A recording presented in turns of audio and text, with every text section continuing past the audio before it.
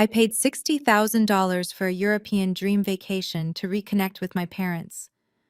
But when I pulled up to the airport curbside, my mother snatched the itinerary from my hands and handed my first-class ticket to my unemployed sister.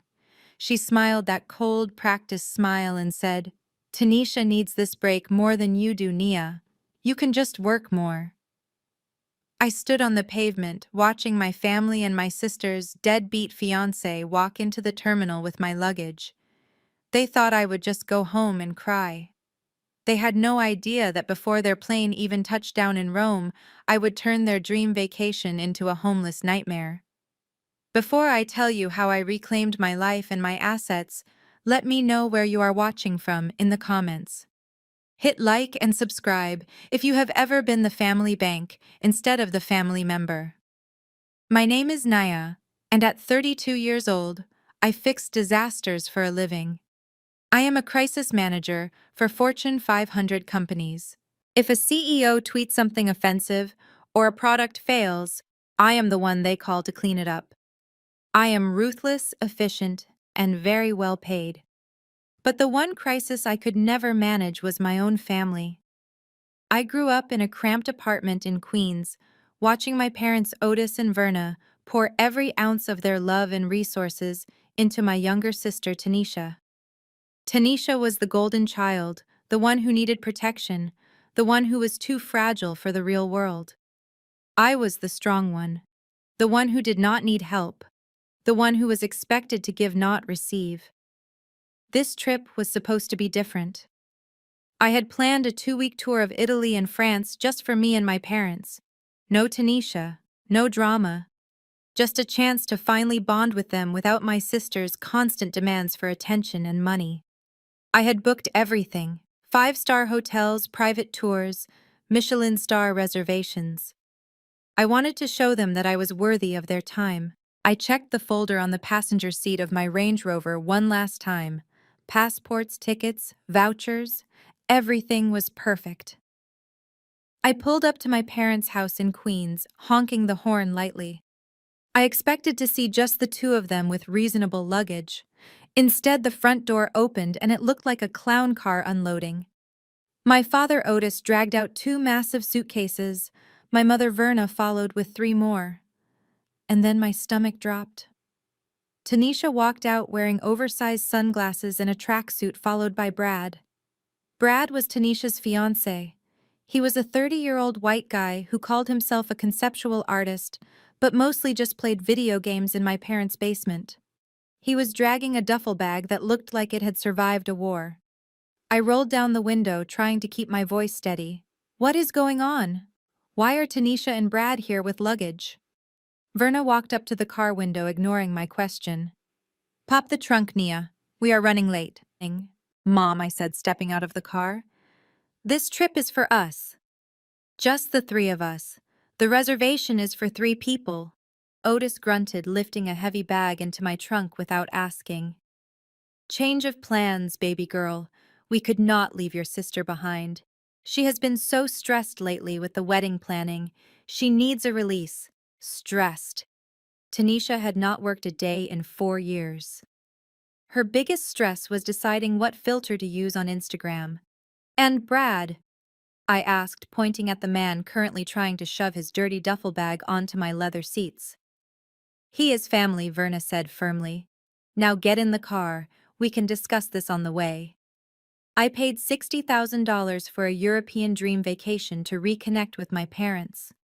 But when I pulled up to the airport curbside, my mother snatched the itinerary from my hands and handed my first-class ticket to my unemployed sister.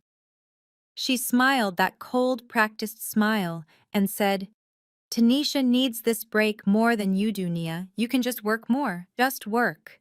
I stood on the pavement watching my family and my sister's deadbeat fiancé walk into the terminal with my luggage.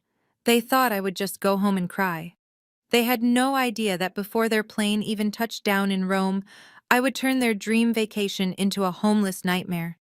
Before I tell you how I reclaimed my life and my assets, let me know where you are watching from in the comments. Hit like and subscribe if you have ever been the family bank instead of the family member. My name is Nia, and at 32 years old, I fix disasters for a living. I am a crisis manager for Fortune 500 companies. If a CEO tweets something offensive or a product fails, I am the one they call to clean it up. I am ruthless, efficient, and very well paid. But the one crisis I could never manage was my own family. I grew up in a cramped apartment in Queens, watching my parents, Otis and Verna, pour every ounce of their love and resources into my younger sister, Tanisha. Tanisha was the golden child, the one who needed protection, the one who was too fragile for the real world. I was the strong one, the one who did not need help, the one who was expected to give, not receive. This trip was supposed to be different. I had planned a 2-week tour of Italy and France just for me and my parents.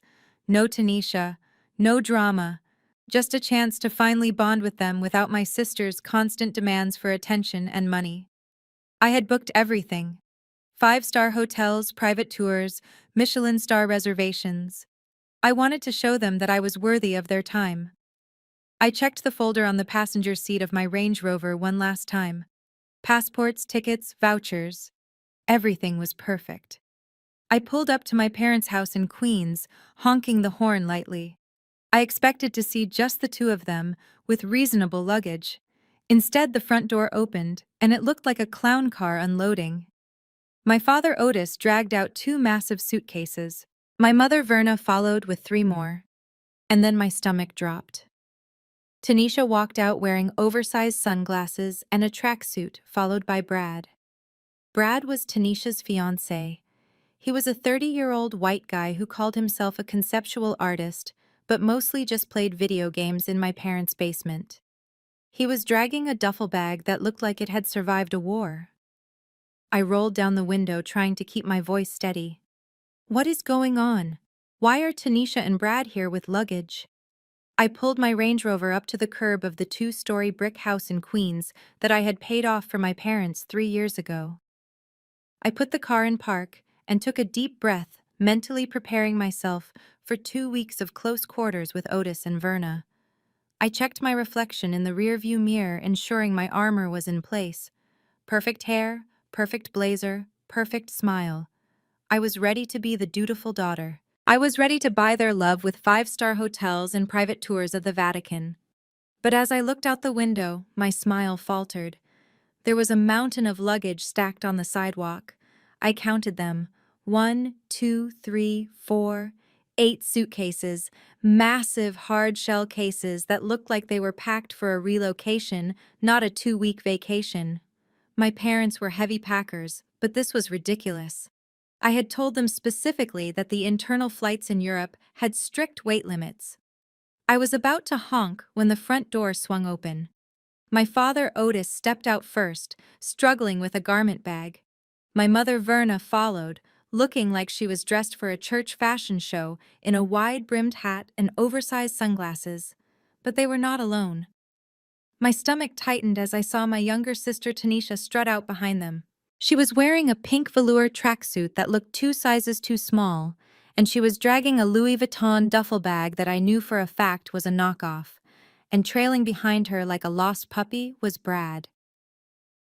My stomach did not just tighten, it rolled over. Brad was Tanisha's fiancé, a 30-year-old white man who claimed to be a conceptual artist, but whose only real talent seemed to be avoiding gainful employment and borrowing money he never paid back. He looked disheveled as usual, wearing cargo shorts and a stained t-shirt that read, "Game Over." He was carrying a backpack and a guitar case. I stepped out of the car, slamming the door harder than I intended. The crisp autumn air bit at my cheeks, but I felt hot with sudden irritation. "Mom." "Dad?" I called out, walking toward the luggage barricade. "What is going on here? I thought we discussed the luggage limits. And why are Tanisha and Brad here? Did they need a ride to the subway?" Verna adjusted her sunglasses and gave me a smile that did not reach her eyes. It was the same smile she used when she asked to borrow money for a bill she had already paid. "Oh, stop fussing, Nia," she said, waving a manicured hand dismissively. "We are not taking the subway. We are all going to the airport." I blinked, sure I had misheard. I looked at Tanisha, who was busy checking her reflection in the window of my car, and then at Brad, who was lighting a cigarette right next to my father. Going to the airport, I repeated slowly. To see us off. Verna laughed, a light tinkling sound that grated on my nerves. Do not be silly, baby girl. To come with us. We decided it would be a shame to leave them behind when we are going to see such beautiful things. The more the merrier, right?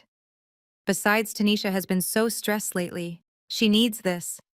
The automatic doors of JFK Terminal 4 slid open, and the noise hit me like a physical wave. I marched toward the first-class check-in counter, my heels clicking a sharp rhythm on the polished floor.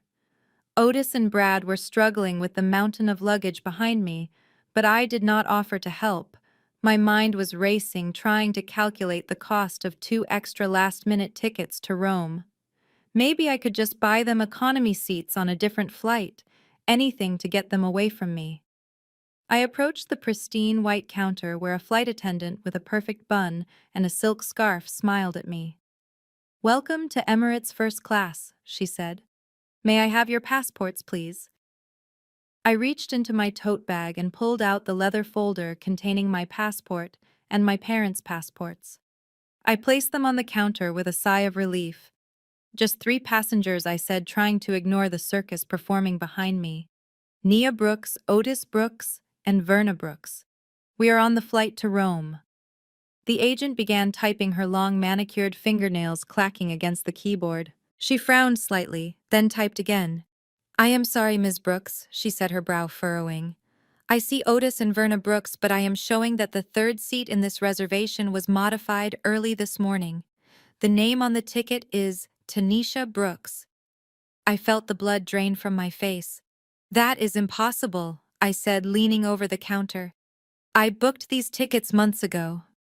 I paid for them. There must be a mistake." Before the agent could answer, Verna stepped up beside me. She moved with a speed I had not seen in years, snatching my passport off the counter before I could even react. "There is no mistake," she said, her voice dripping with false sweetness. She smiled at the agent, then turned that cold, dead smile onto me. "Nia, you are not going." I stared at her, my brain unable to process the words. "What are you talking about?" "We handled it," Verna said, tucking my passport into her purse, as if she were confiscating a toy from a child. "Your father called the airline at 3 in the morning.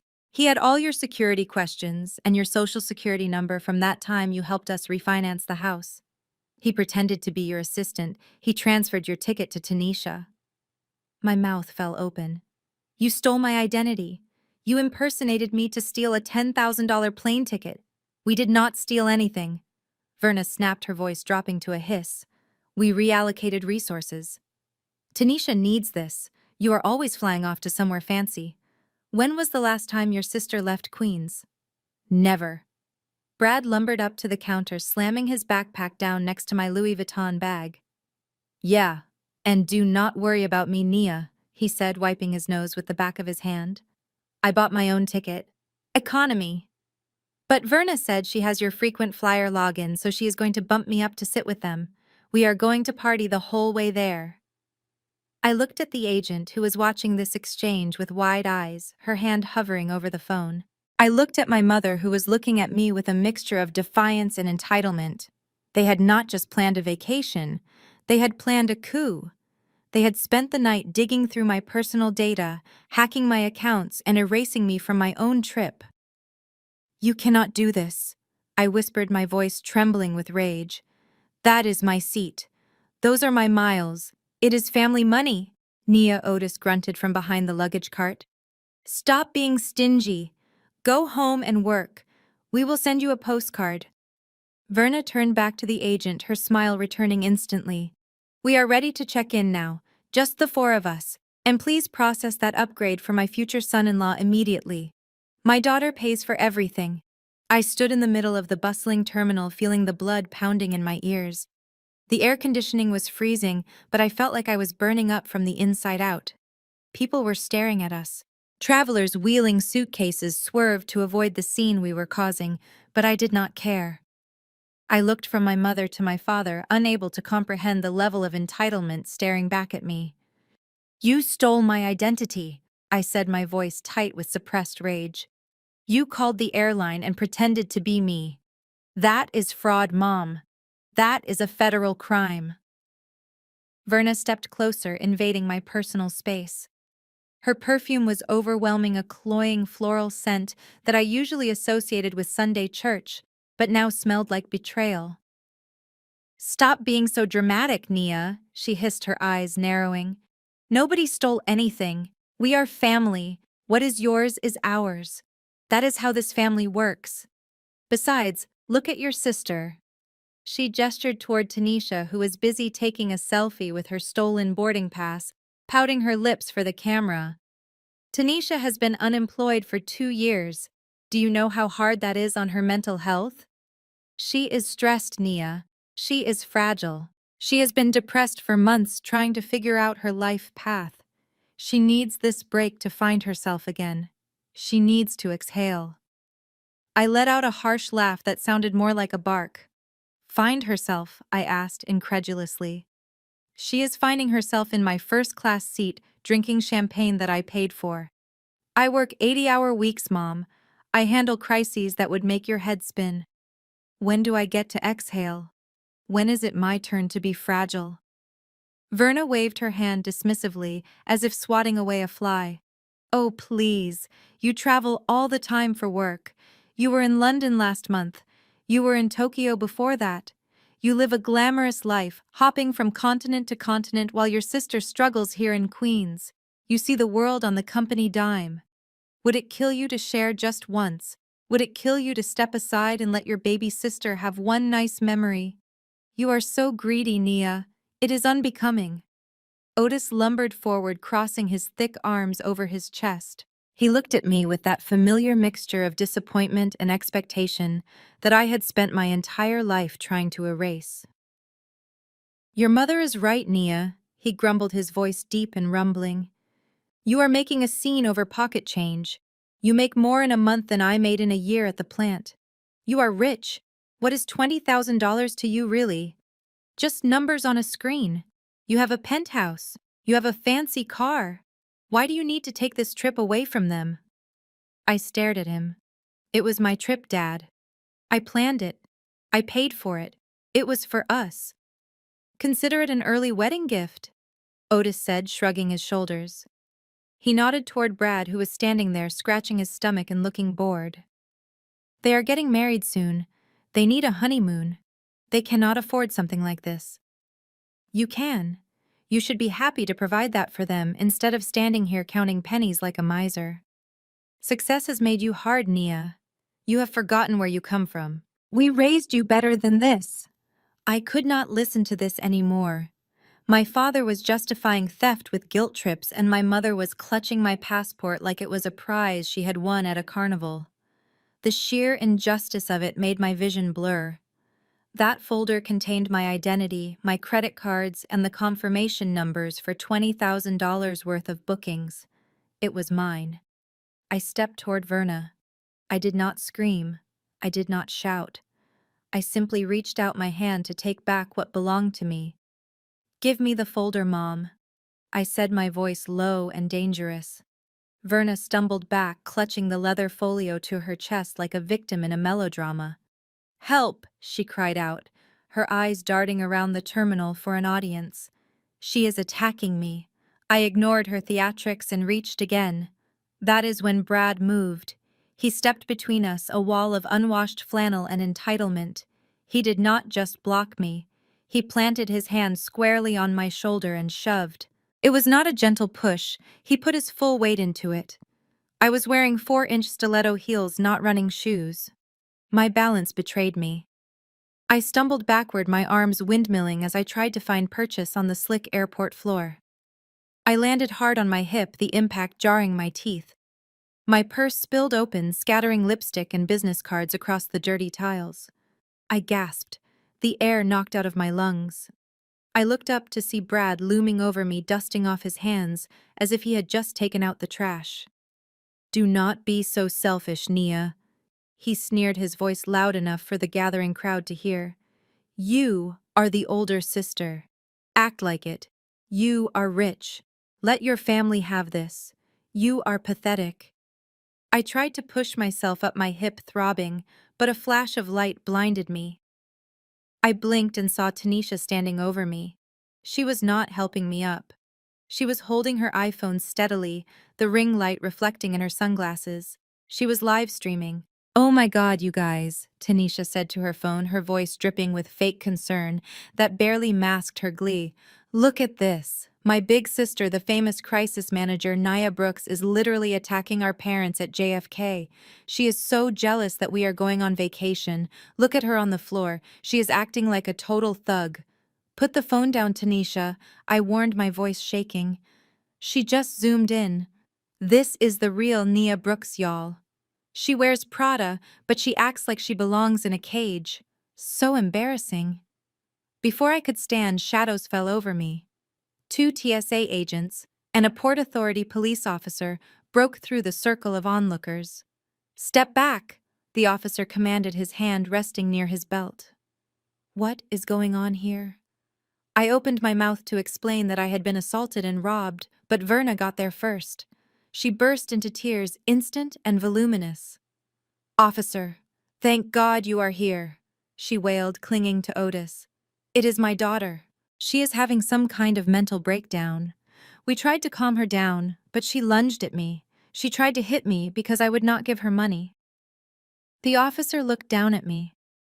I was on the floor, disheveled, surrounded by spilled makeup. My mother was crying in my father's arms. My sister was filming. Brad was standing there looking like a protective hero. "Ma'am," the officer said to me, his voice hard, "you need to get up slowly. You are causing a disturbance." "Disturbance," I choked out. He pushed me. "They stole my ticket." Otis shook his head sadly, playing the part of the weary father perfectly. "She is confused, officer. She has been working too hard. We just want to get on our flight. Please just keep her away from us so we can leave safely." The officer grabbed my arm and hauled me to my feet. His grip was tight. "Mom, you need to walk away right now, or I am going to detain you for disorderly conduct. Do not make a scene." I looked at my family. They were huddled together behind the wall of security, looking at me with triumph. They had won. They had humiliated me, physically assaulted me, and convinced the police I was the aggressor. "Fine," I whispered, pulling my arm from the officer's grip. "I am leaving." Tanisha blew me a kiss as the officer steered me toward the exit. "Bye, sis," she called out. "Don't work too hard." I turned my back on them. My hip was on fire, but my mind was ice cold. They wanted me to walk away, so I would, but they had no idea what I was walking toward. I looked at the officer. His hand was resting near his belt, and his face was set in stone. He was waiting for a reason to put me in cuffs. I knew the optics. I was a professional crisis manager. I knew exactly how this looked. An angry black woman screaming at her elderly parents, and a crying sister in the middle of JFK. I would lose this fight. I would lose my reputation. I would lose my career. I took a deep breath and forced my hands to unclench. I stepped back. "I am leaving," I said, my voice flat. I raised my hand slightly to show I was surrendering. The officer relaxed his stance, but he did not move. He watched me like I was a threat. I looked past him. My family was moving toward the TSA pre-check lane, my lane, the lane I paid for. They looked like a parade. Otis was pushing the cart with a spring in his step I had not seen in years. Brad had his arm around Tanisha, whispering something that made her giggle. Tanisha paused before she entered the queue. She looked back at me. She waved her fingers, a little pageant wave. She mouthed the word bye. She looked so happy. She looked like she had just won the lottery. In a way, she had. Verna was the last one. She stopped right before the document checker. She adjusted her wide-brimmed hat and turned around. She shouted across the distance. Her voice carried over the heads of the other passengers, loud and demanding. "Nia, go straight to the house. Do not go back to your apartment. You need to water the plants and feed the cat. We will be gone for 2 weeks." She paused, making sure I was listening. Then she delivered the final blow. And check your email. I took the black card from your desk. The limit is getting low. Transfer another 5,000. We want to do some shopping in Milan. Do not be cheap. She did not wait for an answer. She turned around and handed my passport to the agent. The agent scanned it. The light turned green. She walked through. They all walked through. They disappeared behind the frosted glass of the security checkpoint. They were gone. They had taken my vacation. They had taken my dignity. They had taken my identity. And they left me standing there with a bruised hip and a ruined blazer. I was not their daughter. I was not their sister. I was their servant. I was their ATM. I turned around and walked toward the exit. The automatic doors opened to the cold New York air. I walked to my car. I did not cry. I did not scream. I just unlocked my phone and opened my banking app. Verna wanted me to transfer money. She wanted me to watch the house. I would do exactly what she asked. I would go to the house, and I would take care of everything, just not the way she expected. I sat in the driver's seat of my Range Rover, my hands gripping the leather steering wheel so hard my knuckles turned white. My hip throbbed where I had hit the concrete, but the physical pain was nothing compared to the fire burning in my chest. I was shaking not from cold, but from a rage so pure it felt like poison in my veins. I stared at the dashboard clock. They would be boarding soon. They would be settling into the wide leather seats of first class, sipping pre-flight mimosas, laughing about how they had played me. My phone buzzed on the passenger seat. The screen lit up with a notification from American Express. I picked it up, dread coiling in my stomach. Transaction alert. $12,400. Emirates Airlines. Upgrade fees. I stared at the numbers. $12,000. That was the limit on the supplementary platinum card I had given Verna years ago. I gave it to her for emergencies. For medicine. For house repairs. She had just used it to upgrade Brad, the man who pushed me onto the ground, to a lie-flat bed for a 7-hour flight. She had maxed it out in a single swipe. I dialed the number on the back of my own card. My finger hovered over the keypad for a split second. This was it. The moment of no return. If I did this, there was no going back to family dinners or pretending everything was fine. This was war. I pressed call. Thank you for calling American Express Platinum Concierge. A smooth voice answered. This is David. How can I assist you today, Ms. Brooks? Hi, David, I said. My voice was calm. It sounded terrifyingly calm even to me. I need to inquire about a recent charge on the supplementary card ending in 4098. One moment, please. I heard the clicking of keys. Yes, I see a charge pending for $12,400 to Emirates Airlines. It appears to be for seat upgrades. Was this authorized? I looked out the windshield at the gray sky over JFK. I imagined Tanisha taking a selfie with a glass of champagne. I imagined Verna reclining her seat. No, David, I said. It was not authorized. That card was stolen. I heard David's breath hitch slightly. Oh, I am very sorry to hear that, Ms. Brooks. We can initiate a fraud investigation immediately. Do it, I said. But David, I need you to do something else for me. I need you to report all cards associated with this account as lost or stolen. The primary, the secondaries, everything. I want a total freeze on all assets linked to my social security number. Certainly, we can put a total lock on the account immediately. This will decline any future transactions starting right now. Right now, I repeated. The plane was scheduled to take off in 40 minutes. The upgrade charge was already pending, so they would get their flight. They would get to Rome. But the second they landed, the second they tried to buy a bottle of water or pay for a taxi, that piece of plastic would be nothing more than a bookmark. Do it, I commanded. Burn it all down. Consider it done, Ms. Brooks, David said. Your accounts are frozen. Is there anything else? No, I said. That will be all. I hung up the phone and tossed it onto the passenger seat. I watched a plane climb into the sky in the distance. Have a safe flight, Mom, I whispered to the empty car. Enjoy the champagne, because when you land, the party is over. I drove back to my parents' house in Queens, the familiar route feeling alien now. They had commanded me to water their plants and feed their cat, treating me like the hired help they could not afford. I parked in the driveway, staring up at the brick facade of the home I had paid off for them. It looked innocent enough, a standard suburban house with a manicured lawn, but inside, I knew it was a monument to their favoritism. I unlocked the front door and stepped into the silence. The house smelled stale, like old potpourri and neglect. I walked past the living room where family photos were displayed on the mantel. My graduation photo from law school was shoved to the back, obscured by a large frame picture of Tanisha winning a beauty pageant in high school. I ignored it and headed upstairs to my old bedroom. I needed a moment to breathe, to find some anchor in this storm of betrayal.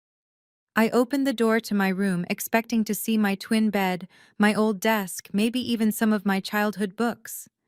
Instead, I was met with a wall of cardboard boxes and clothing racks. My room was gone.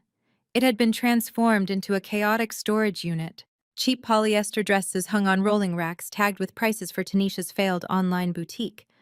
Boxes of knockoff handbags were stacked to the ceiling, blocking the window. My desk was buried under piles of shipping labels and packing tape. My bed was dismantled and leaned against the wall, covered in dust. They had erased me. They had not just taken my vacation.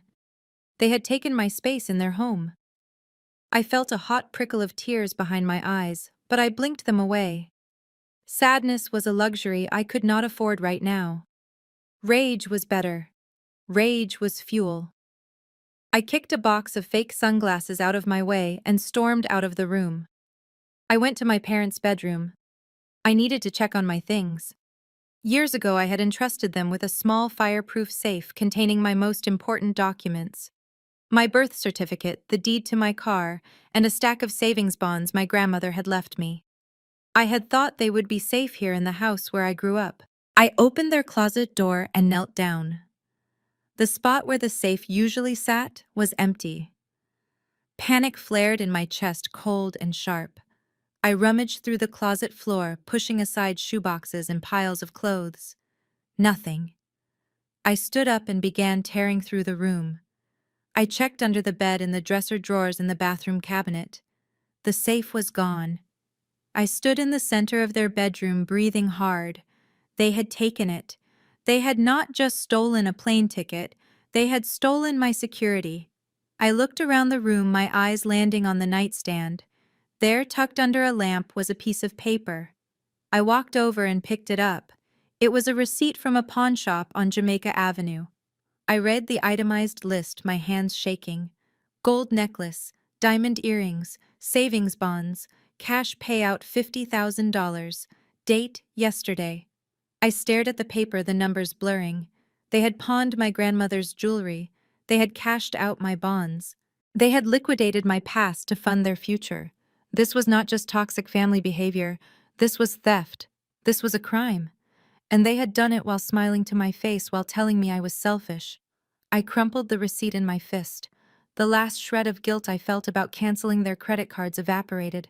They had declared war on me. And I was going to win. I walked out of the room, leaving the door wide open. I did not care about their plants. I did not care about their cat. I cared about justice, and I knew exactly how to get it. I pulled out my phone and dialed a number I had hoped never to use. It was time to call my lawyer. I fell to my knees on the floor of the master closet, shoving aside piles of Tanisha's unsold inventory boxes and old coats. My heart was hammering against my ribs like a trapped bird. I knew the safe had to be here. I had bought it for them 5 years ago, a heavy fireproof steel box meant to protect the family legacy. I finally found it, pushed all the way to the back corner, hidden under a pile of dirty laundry. It looked undisturbed, but I knew better. I reached for the digital keypad, my fingers hovering over the buttons. I did not even have to think about the combination. It was 08121995. Tanisha's birthday, naturally. Even the code to protect my assets was dedicated to her. The light on the panel turned green with a cheerful beep that sounded like a mockery in the silent house. I pulled the heavy handle, and the door swung open. I expected to see the thick manila envelopes I had carefully organized years ago. Instead, I was staring into a black metal void. It was empty. I reached inside my hand, sweeping across the cold felt lining, desperate to find anything. Where was the trust fund passbook? My grandmother had left me that account, a savings trust meant to be a down payment on my own home one day. It had over $40,000 in it. Where was the pink slip to my car, the one I let my father drive to church on Sundays? Where was the velvet pouch containing the antique diamond brooch and the string of pearls that had been in our family since the 1920s? The jewelry was not just valuable, it was my history. It was the only thing I had left of the grandmother who actually loved me. Gone. All of it. Then I saw it. A single slip of thin thermal paper fluttered in the back corner of the safe. I picked it up, my hands trembling so hard the paper rattled. It was a transaction receipt from EZ Cash Pawn on Jamaica Avenue. The date was from 2 days ago. I read the itemized list and the air left my lungs. Vintage jewelry collection, government savings bonds, vehicle title transfer. I looked at the bottom of the receipt. Total cash payout $50,000. I sat back on my heels, staring at the slip of paper. The room spun. They had not just taken my credit cards. They had liquidated my life. They had taken the only inheritance I had, the only financial safety net I had built for myself, and they had sold it for pennies on the dollar. They had pawned my grandmother's legacy to fund a shopping spree in Milan. They stripped me of my past to pay for their 2 weeks of luxury. A cold realization settled over me. This was not just a family dispute. This was a calculated dismantling of my financial existence. They smiled in my face at dinner 3 nights ago, knowing they had already sold my jewelry. They hugged me, knowing they had cashed out my bonds. They looked at me with love while they were robbing me blind. The betrayal was so absolute it felt physical, like a knife twisting in my gut. But then the pain shifted. It hardened. It turned into something cold and sharp and useful. I folded the receipt carefully and put it in my pocket. This was not just a piece of paper, it was evidence, and I was going to use it. I wiped my face with the back of my hand. There were no tears. I had cried enough over these people. I had cried when they forgot my graduation. I had cried when they borrowed money and never paid it back. I had cried when they made me feel like an outsider in my own family. But looking at that empty safe, I realized something. You do not cry over parasites. You remove them. I pulled out my phone. My hand was steady now.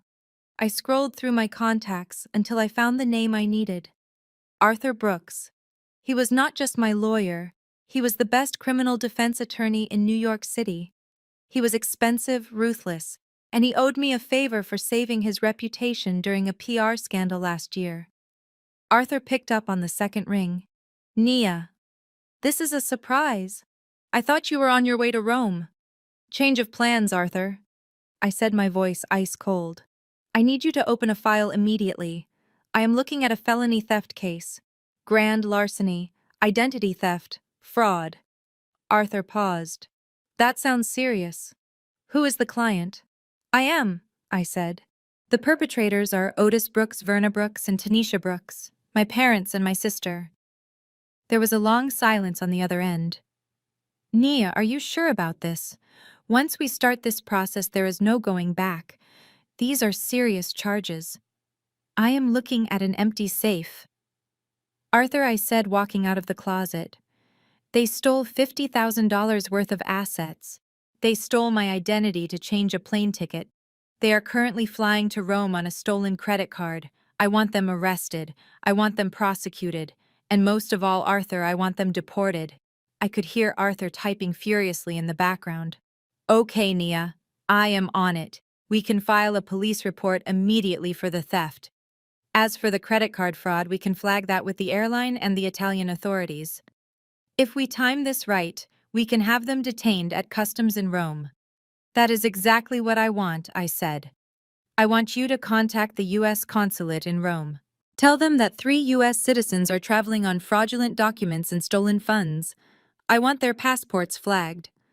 I want them to be met by the carabinieri the second they step off that plane. Consider it done, Arthur said, his voice taking on a professional edge. I will also contact a private investigator to track their movements in Rome, just in case they slip through customs. We will make sure they have nowhere to go. Good, I said. And Arthur. I want to start eviction proceedings on this house. It is in my name. I want them out. I will have the paperwork drawn up by morning, Arthur said. Nia, are you okay? I looked around the bedroom that had been my childhood sanctuary, now defiled by greed and neglect. I looked at the empty spot where the safe used to be. For the first time in my life, I felt truly free. I am better than okay, Arthur, I said. I am finally cleaning house. I hung up the phone. I walked out of the bedroom and down the stairs. I did not look back. I had a war to win, and the first battle was going to take place in Rome. They wanted a vacation. I was going to give them an eviction notice. They wanted luxury. I was going to give them a jail cell. They had taken everything from me. Now I was going to take everything from them, starting with their freedom. While I was standing in the ruins of my childhood bedroom, filing police reports, my family was soaring through the stratosphere, wrapped in cashmere blankets and entitlement. In the first-class cabin of the Emirates flight to Rome, the champagne was flowing like water. Tanisha had already turned her pod into a photo studio. She reclined her leather seat all the way back, posing with a glass of Dom Perignon, her lips pursed in a perfect duck face. She snapped photo after photo, applying filters to hide the fact that she was wearing a tracksuit she bought at a discount store. She posted them instantly to her story with captions like, "Living my best life," and CEO energy, pretending she was the one who had earned this luxury. Brad sat next to her, looking entirely out of place. He had already unbuttoned his flannel shirt, revealing a stained undershirt, and was loudly demanding another refill from the flight attendant. He had his muddy boots propped up on the pristine footrest, treating a $10,000 seat like a recliner in a frat house.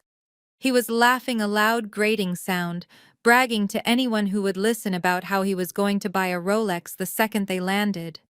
A few rows back, Otis and Verna were huddled together, whispering conspiratorially, like thieves counting their loot. Verna had the in-flight magazine open on her lap, circling items in the duty-free catalog with a greedy intensity.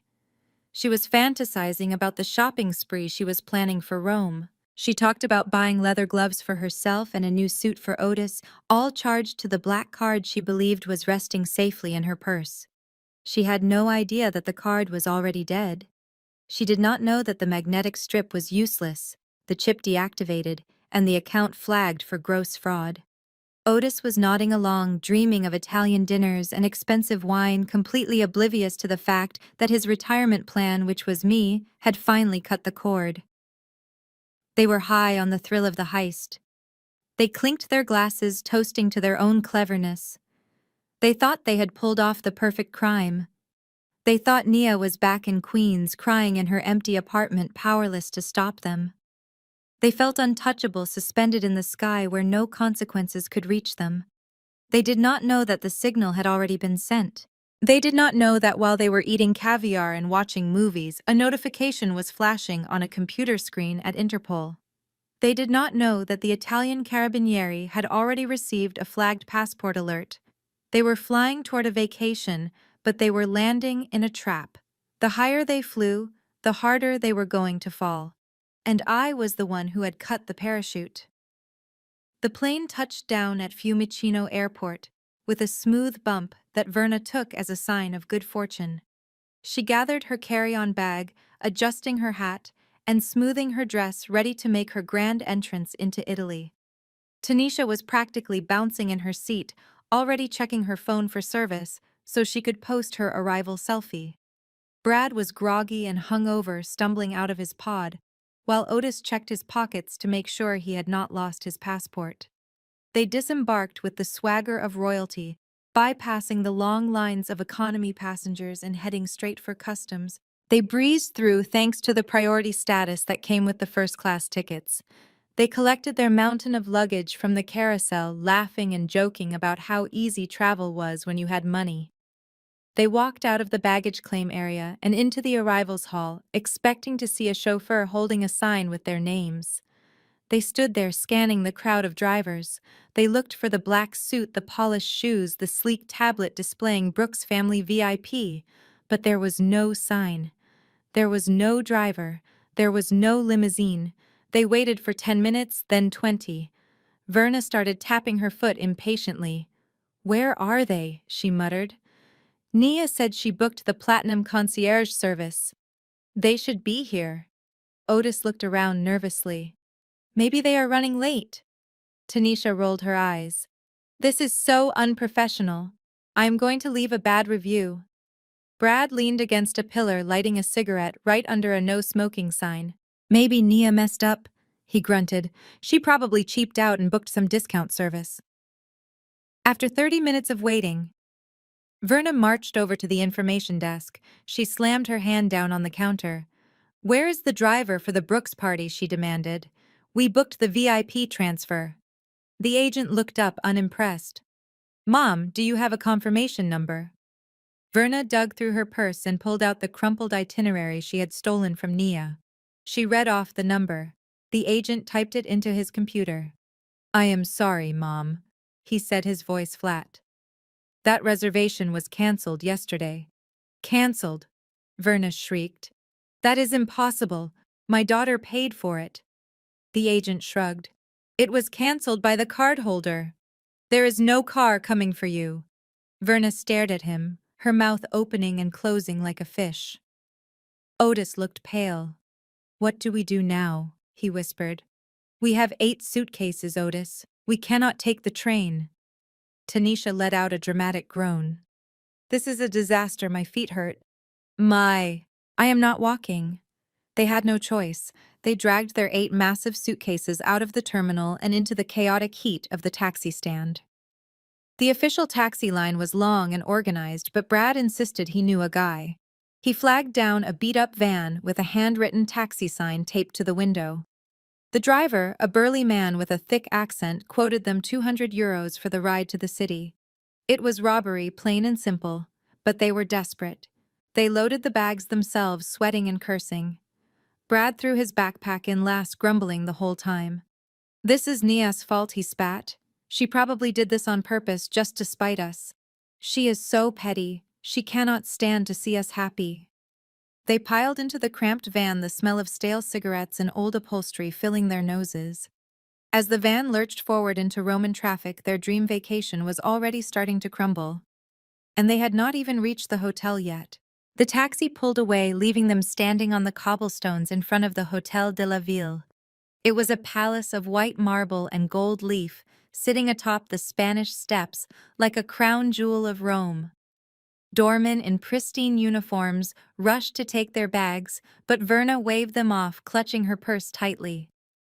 She walked into the lobby with her head held high, acting as if she owned the place. The air smelled of expensive lilies and old money. Tanisha immediately started spinning in circles, recording a video for her followers, shouting about how she had finally arrived in paradise. Brad slumped onto a velvet sofa, putting his dirty boots up on a coffee table that probably cost more than his entire life earnings. Verna marched up to the reception desk, slamming her hand down on the polished mahogany. "Checking in," she announced. "The name is Brooks. We have the presidential suite and the adjoining rooms." The concierge, a man with impeccable posture and a suit that cost more than Verna's car, looked up. He typed into his computer, his expression unreadable. "Ah, yes. The Brooks reservation." He stopped typing and looked at Verna over the rim of his glasses. "I am afraid there is a problem, madame. The credit card on file has been declined. The reservation was automatically cancelled this morning due to non-payment." Verna laughed, a high-pitched, nervous sound. "That is ridiculous," she scoffed. "My daughter booked this. She is a millionaire. Run it again." "I have run it 3 times." Madame, the concierge said, his voice dropping a few degrees in temperature. The card is invalid. However, we do have the rooms available if you wish to rebook them. But I must inform you that the promotional rate your daughter secured is no longer valid. The current rack rate for a 2-week stay in our premium suites is €25,000, plus taxes and a €5,000 security deposit. Payment is due immediately. 25,000. Otis choked out, his eyes bulging. That is $30,000. Verna waved him into silence. Do not worry, Otis. I have the card. She dug into her purse and pulled out the heavy black metal American Express card she had stolen from my desk. It gleamed under the chandeliers. She slapped it onto the counter with a smirk. Here, put it on this, and send up some caviar. We are starving. The concierge took the card with 2 fingers, as if it were contaminated. He inserted it into the chip reader. The machine whirred for a second, then let out a harsh, angry beep. The screen flashed red. Declined. Try it again. Verna snapped her smile, faltering. It is a platinum card. It has no limit.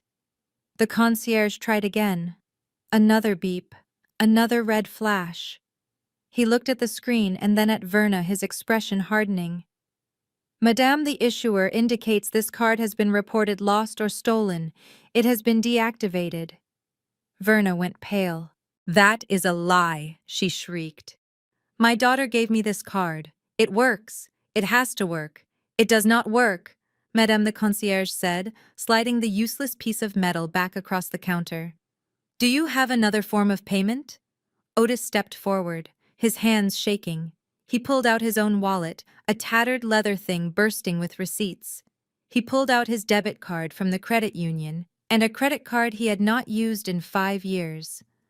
Try these, he pleaded, pushing them toward the man. The concierge ran Otis' debit card. Insufficient funds. He ran the credit card. Declined. The silence in the lobby was deafening. Guests were staring. Security guards were inching closer. Tanisha had stopped filming. Brad had stood up from the couch looking like a rat sensing a sinking ship.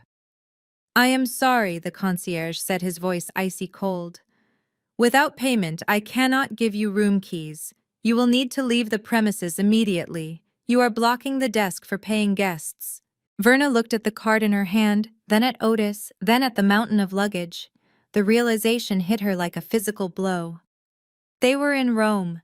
They had 8 suitcases, and they did not have a single dollar to their names. The concierge did not wait for an explanation. He snapped his fingers, and 2 security guards materialized from the corners of the lobby. They were not the friendly TSA agents from JFK. These men were Roman statues come to life, broad-shouldered and unsmiling. They stepped forward, flanking my family like they were extracting a virus from a clean room. Please leave the premises immediately, the concierge said, his voice cutting through Verna's sputtering protests. If you do not vacate the lobby, I will call the carabinieri. You are disturbing our guests.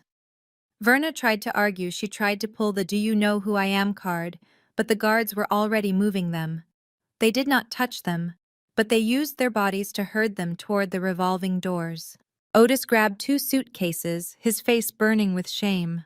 Brad kicked his duffel bag along the marble floor, cursing under his breath about Italian hospitality. Tanisha was too shocked to speak, her phone clutching in her hand like a talisman that had lost its magic. They were pushed out onto the cobblestone street. The heavy glass doors swung shut behind them, sealing in the warmth and the smell of lilies, sealing out the riffraff. They stood on the sidewalk surrounded by their mountain of luggage, looking like refugees from a fashion show gone wrong. And then the sky opened up. It started as a few heavy drops splattering against the pavement like warning shots. Within seconds, it turned into a torrential downpour. Cold Roman rain lashed down from the gray sky, soaking them instantly. Verna's wide-brimmed hat, which she had worn to look like a movie star, began to sag and droop, water dripping from the brim onto her nose. Tanisha's velour tracksuit acted like a sponge, absorbing the water until it hung heavy and shapeless on her frame. My hair. Tanisha shrieked, covering her head with her hands. My blowout, Mom, do something. Verna was frantically trying to cover her leather purse with her jacket, but the rain was relentless. Call her, she yelled over the sound of the downpour. Call Nia. Tell her to fix this right now. Tell her I am going to sue her. Tanisha fumbled with her phone, her wet fingers slipping on the screen. She pulled up my contact. I can imagine the rage in her eyes, the entitlement burning brighter than the streetlights. She hit the call button, expecting to hear my voice, expecting to scream at me, until I caved, until I apologized and wired them thousands of dollars. The phone rang once, then a sharp click, then silence. She pulled the phone away from her ear, staring at it. She dialed again, straight to voicemail. She tried FaceTime. It failed instantly. She opened her text messages and typed a furious string of insults. Failed to deliver. She blocked me. Tanisha screamed, her voice cracking with hysteria. She blocked me, Mom. She blocked my number. Verna grabbed the phone from her hands, water streaming down her face, ruining her makeup. Let me try. She dialed my number. The result was the same. The line was dead. The connection was severed. She cut us off. Tanisha wailed, stomping her foot in a puddle. She knows. She did this on purpose. She left us here. They stood there huddled together in the rain, a miserable, soaking wet clump of entitlement. The water was seeping into their suitcases, ruining the clothes they had packed for their grand tour. People with umbrellas hurried past them, looking at the screaming Americans with disdain. They were alone in a foreign city with no hotel, no ride, and no way to reach the one person who had always saved them. The reality of their situation washed over them cold and unforgiving. They were homeless in Rome. They dragged their soaking wet luggage through the cobblestone alleys of Rome. The luxury dream was over. Brad found the place on his phone, a 2-star hostel near the train station called Pensione Luigi. It was not the Hotel de la Ville. It was a hole in the wall, sandwiched between a kebab shop and a laundromat. The neon sign outside buzzed with a dying flicker, casting a sickly yellow light onto the wet pavement. Otis pulled out the envelope of cash he had hidden in the inside pocket of his jacket. It was the money from the pawn shop, the $50,000 they had stolen from my safe. It pained him to touch it.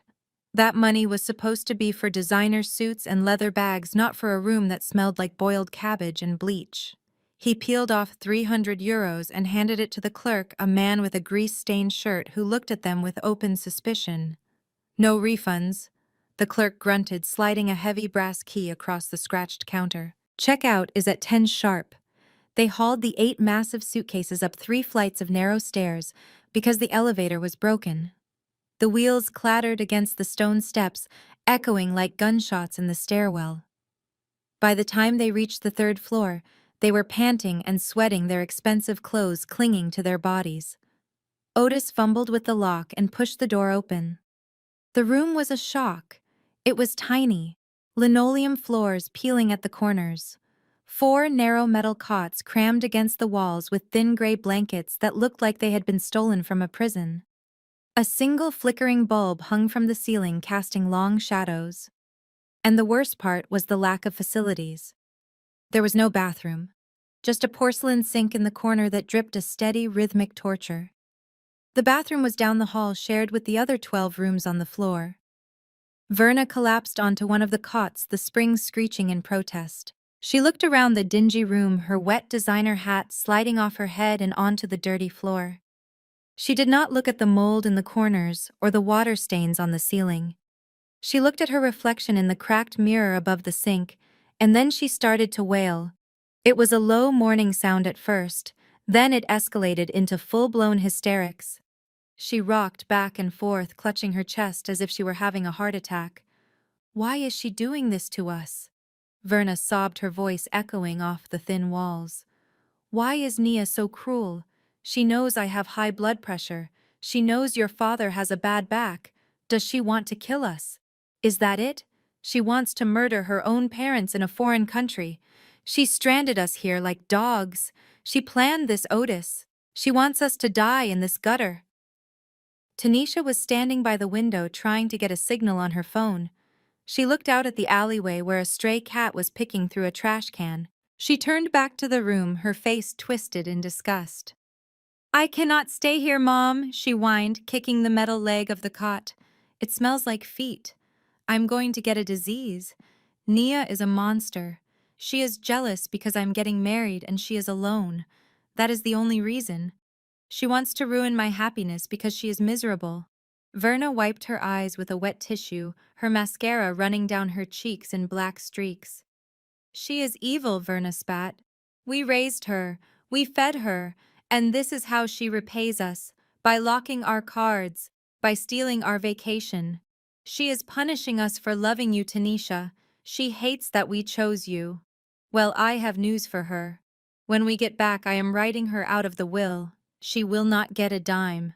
She thinks she can break us, but she is wrong. We are the victims here." While my family was busy turning on each other in a Roman flophouse, I was sitting in the climate-controlled executive suite of First National Bank in downtown Manhattan. The air smelled of money and floor wax. I was wearing a sharp navy suit that screamed business, and next to me sat Arthur Brooks looking like a shark who had just smelled blood in the water. We were sitting across from Mr. Henderson, the branch manager, who looked increasingly pale as he reviewed the documents spread across his mahogany desk. "I need you to look at this," I said, sliding an iPad across the polished wood surface. Mr. Henderson adjusted his glasses and looked at the screen. I pressed play. The video was black and white, but the resolution was crystal clear. It showed the master bedroom of my parents' house in Queens. I had installed the hidden camera inside the smoke detector 3 years ago, not because I wanted to spy on them, but because I knew deep down that a day like this would come. I knew that their entitlement would eventually cross the line into criminality. On the screen, my mother Verna walked into the frame, followed by Tanisha. The timestamp read 2 days ago. Verna pointed to the closet. Tanisha went in and dragged out the heavy steel safe. They did not even struggle with the combination. They typed in Tanisha's birthday, laughing as the light turned green. Mr. Henderson watched in silence as my mother and sister looted my life. He watched Tanisha pull out the savings bonds and do a little victory dance. He watched Verna stuff my grandmother's vintage jewelry into her purse. He watched them rifle through the deed to my car and the paperwork for the house. "This is my mother's house, correct?" Mr. Henderson asked, his voice tight. "Technically, yes," Arthur interjected, leaning forward. "However, the mortgage is under Ms. Brooks' name as a guarantor. And the assets they are stealing in this video were held in trust. What you are watching is grand larceny and conspiracy to commit fraud. And since they used the proceeds from this theft to pay down a portion of their credit card debt held by this bank, they have involved you in money laundering, Mr. Henderson pulled at his collar. "This is extremely serious." "It gets worse," I said. "My father, Otis Brooks, is a co-signer on several of these accounts. He was waiting in the car during this theft, which makes him an accessory. They are currently in Italy spending stolen funds. I want to report this formally, but more importantly, I want to trigger the fraud clause in the mortgage agreement." Mr. Henderson typed furiously into his computer. "I see here that there have been several large cash deposits recently, followed by immediate international spending attempts. Given the video evidence and the police report you filed this morning, we have grounds to suspect that the collateral for the home loan is compromised." "Freeze it all," Arthur commanded. "Freeze their checking accounts. Freeze their savings. Freeze the line of credit attached to the house. If they try to buy so much as a stick of gum, I want it declined. We need a full forensic audit of where that stolen money went, Mr. Henderson hit the enter key with a definitive click. "It is done. All accounts associated with Otis and Verna Brooks have been locked pending a fraud investigation. They have zero access to funds." I stood up, smoothing my skirt. "Thank you, Mr. Henderson." I walked out of the bank into the bright New York sunlight. I checked my watch. It was dinner time in Rome. They would be hungry soon. And now, thanks to a camera they never knew existed, they were not just broke. They were completely frozen out of the financial system. The trap was not just shut, it was welded tight. My phone buzzed on the mahogany desk of my Manhattan office. I looked at the screen and saw a number with an Italian country code. I knew exactly who it was. They had reached the breaking point. It was 2 a.m. in Rome, which meant they were likely huddled in the lobby of some dingy pension, desperate and furious. I sat back in my leather chair and looked across the desk at Arthur, my lawyer. He nodded, his pen poised over a yellow legal pad. I pressed the answer button and immediately hit the speaker icon. "Hello?" I said, my voice calm and professional. "Nia, you evil witch." Tanisha's voice exploded from the phone, distorted by rage and a bad connection. "You are trying to kill us. Do you hear me? You ruined everything. We are in a hostel, Nia. A hostel. There are cockroaches. There is a communal bathroom. Mom is crying. Brad is gone. We have no money. How could you do this to us?" I took a slow sip of the sparkling water on my desk, savoring the bubbles. Arthur was already writing, documenting the time and the verbal abuse. "I am confused, Tanisha," I said, keeping my tone light. "I thought you needed a break. Mom said you were so stressed from planning your wedding. I figured a rustic experience would be grounding for you. A chance to really connect with the local culture instead of hiding in a five-star hotel. It is a growth opportunity." "Growth opportunity," Tanisha shrieked, her voice cracked. "You cut the cards, Nia! You reported them stolen!" The concierge looked at us like we were trash. "They threw our bags on the street in the rain. You humiliated us. Fix this right now. Unlock the cards. Wire us $10,000 or I swear to God when I get home, I will destroy you." Arthur raised an eyebrow. That was a threat. I leaned closer to the phone. "You want to talk about destruction, Tanisha? Let us talk about my safe." There was a sudden heavy silence on the line. The screaming stopped instantly. I could hear Tanisha's breathing, ragged and panicked. I went to the house, I continued, my voice hardening into steel. I saw my room. I saw the empty closet. And I found the receipt from the pawn shop on Jamaica Avenue. "Nia, wait," Tanisha stammered, her bravado evaporating. We were just borrowing it. We were going to buy it back." "You stole $50,000 worth of bonds and heirlooms," I said. "You stole Grandma's necklace. That is not borrowing. That is grand larceny. And I want you to know something before you hang up. I did not just cancel the credit cards. I went to the precinct this morning. I filed a police report." "No," Tanisha whispered. "You wouldn't. Mom is with me. I filed it against all of you," I said. "The detectives have the security footage from the bedroom. They have the pawn shop receipt. So enjoy your time in Rome, sis. Really soak it in. Because when you land at JFK, there will be officers waiting to escort you to a cell." "You are a monster," Tanisha sobbed. "No," I said. "I am just the bank. And the bank is closed." I tapped the red button and ended the call. The silence in the office was beautiful. I looked at Arthur. He closed his notebook with a satisfied snap. "That went well," he said. I looked out the window at the city lights. It was the best conversation I had with my sister in years. Back in the suffocating room at the Pensione Luigi, the air was thick with despair and the smell of damp wool. Brad sat on the edge of his cot watching Tanisha cry. She had been crying for hours. Her makeup was smeared, her nose was running, and she looked nothing like the glamorous influencer she pretended to be online. Brad felt a familiar itch of annoyance. He had signed up for a luxury vacation. He had signed up for five-star dining and free-flowing booze. He had not signed up for a refugee camp experience with a family that was suddenly broke. He watched Verna sitting at the tiny wobbly table counting the cash from the envelope for the 10th time. It was the only lifeline they had left. The money from the pawn shop. Brad did the math in his head. Even with the hostel being cheap, food and transport would burn through that stack in a few days. And then what? They were stuck. Nia had made it clear she was not sending a rescue plane. The gravy train had not just derailed, it had exploded. Brad stood up, stretching his arms. He needed a drink. He needed several drinks. He looked at the envelope in Verna's hands. He walked over and put a hand on her shoulder, giving it a squeeze that was meant to be comforting, but felt predatory. Verna, you need to eat, he said, his voice rough. You guys have not had anything since the plain peanuts. I am going to go find a market. Get us some bread, maybe some cheese and wine. We need to keep our strength up to fight this. Verna looked up at him, her eyes red-rimmed and grateful. Oh, Brad, that is so sweet of you. You are a good boy. She peeled off a few bills, but Brad shook his head. It is Rome, Verna, he said. Stuff is expensive near the tourist spots. Better give me extra just in case. I do not want to come up short and have to walk back. She hesitated for a second, her eyes darting to the thinning stack of euros. But then she looked at Tanisha sobbing on the bed and sighed. She handed him a thick wad of bills, almost 500 euros.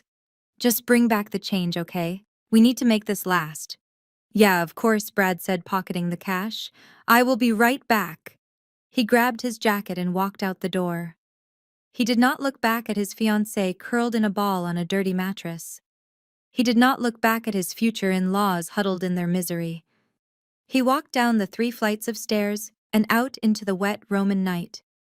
He walked past the market. He walked past the bakery.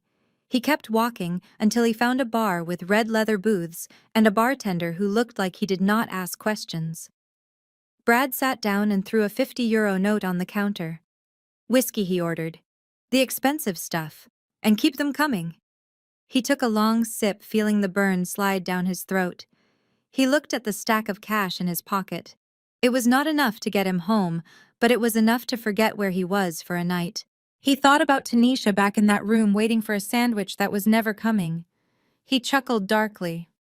She wanted a prince, but she got a pauper. And right now the pauper was going to drink until the money ran out. He realized with cold clarity that he was done. There was no inheritance coming. There was no big payout. The Brooks family was a sinking ship, and Brad had just stolen the only life raft. Verna and Tanisha walked into the flagship Gucci store on Via dei Condotti like they owned the place despite their wrinkled clothes and the lingering smell of the cheap hostel. It was a reflex for them. When life got hard, they went shopping.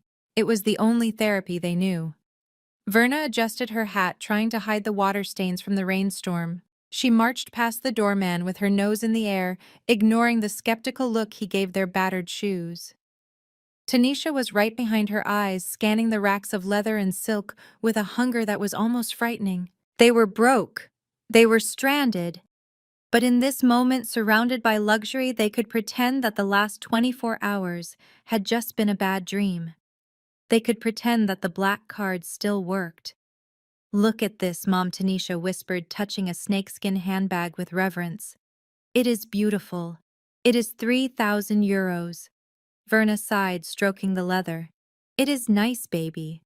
When we get this sorted out with Nia, when she finally apologizes and unlocks the funds, we will come back. We will buy 2. Tanisha nodded, but her eyes did not leave the bag. She looked around the store. The security guard was busy helping a wealthy couple near the entrance. The sales associates were distracted arranging a display of scarves. It was a habit she had picked up years ago, a little thrill she chased whenever she felt slighted by the world. If she could not buy it, she would take it. It was payment for her suffering. She moved to the accessories counter. Her hand hovered over a small leather wallet embossed with the signature double G logo.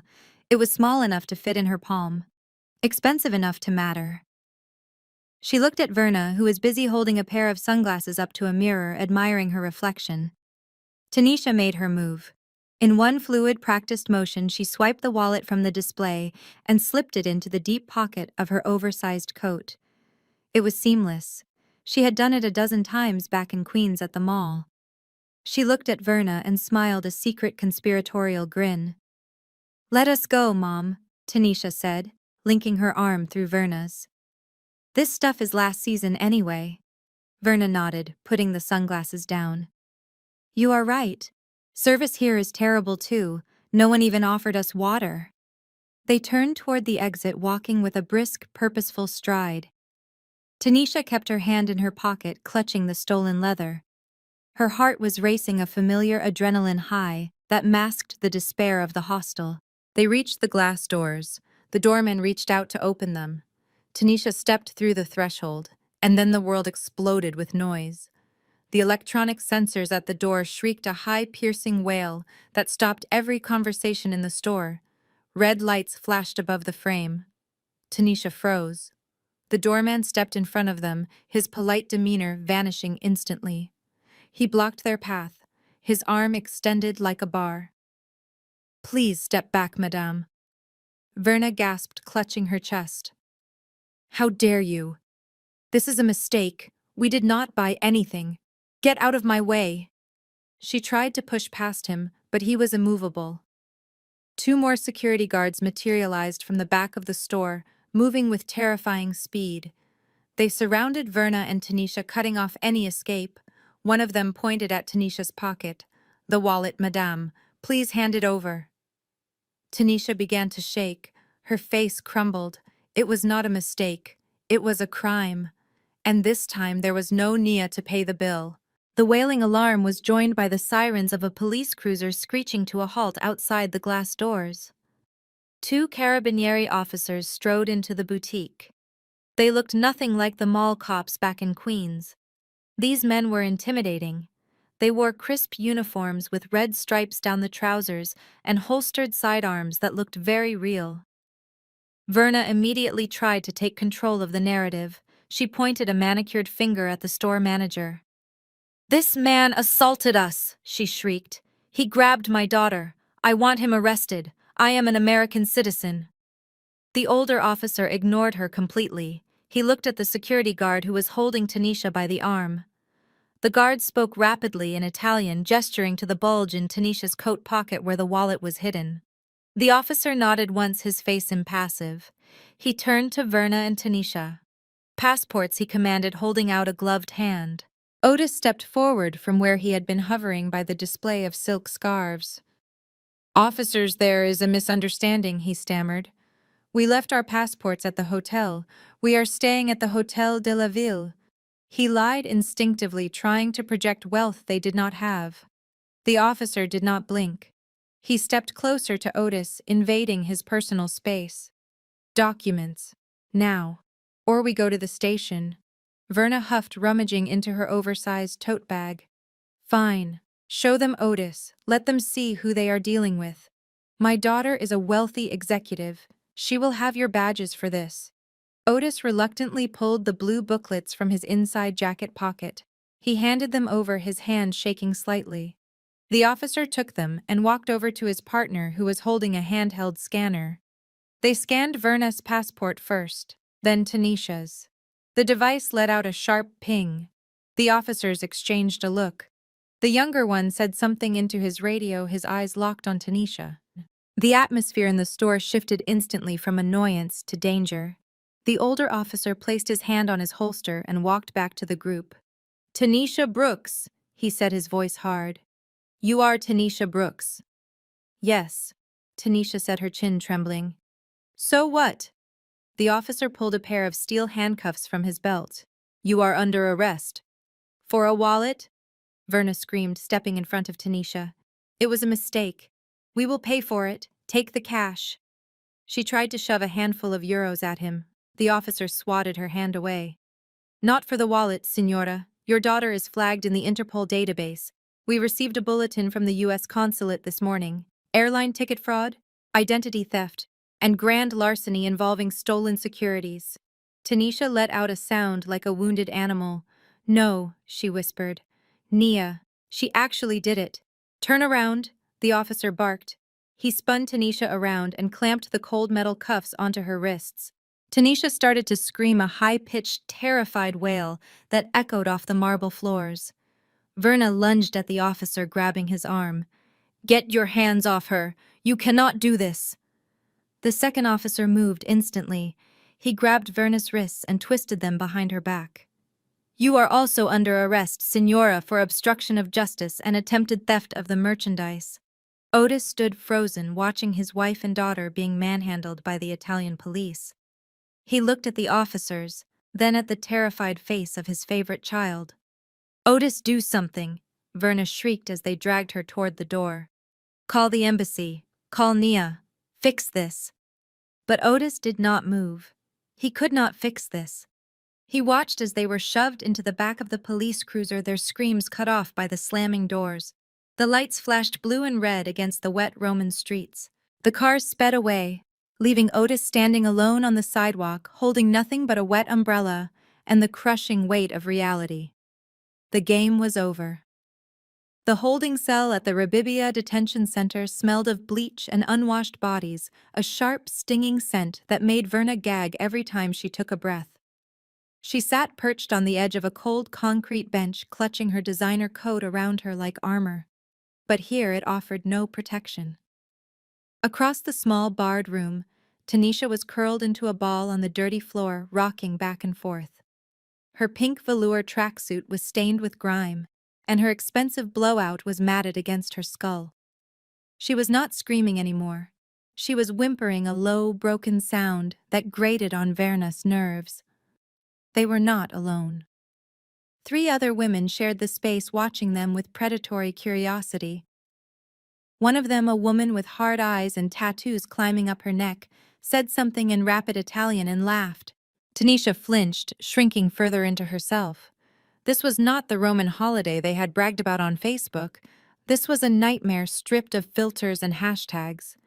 Verna looked at her daughter, the golden child who was supposed to be sipping wine on a piazza, and felt a surge of panic so intense it made her dizzy. They were trapped. There was no manager to call, no husband to fix it, and for the first time, Verna realized that her tears and manipulation had no currency in a cage. Across the city, Otis stood in the sterile, air-conditioned waiting room of the U.S. consulate. He was sweating through his shirt, clutching his hat in trembling hands. He had spent the last of his cash on a taxi here, convinced that his American passport was a magic wand that would make the Italian police disappear. When his number was finally called, he rushed to the glass partition, desperate to see a friendly face.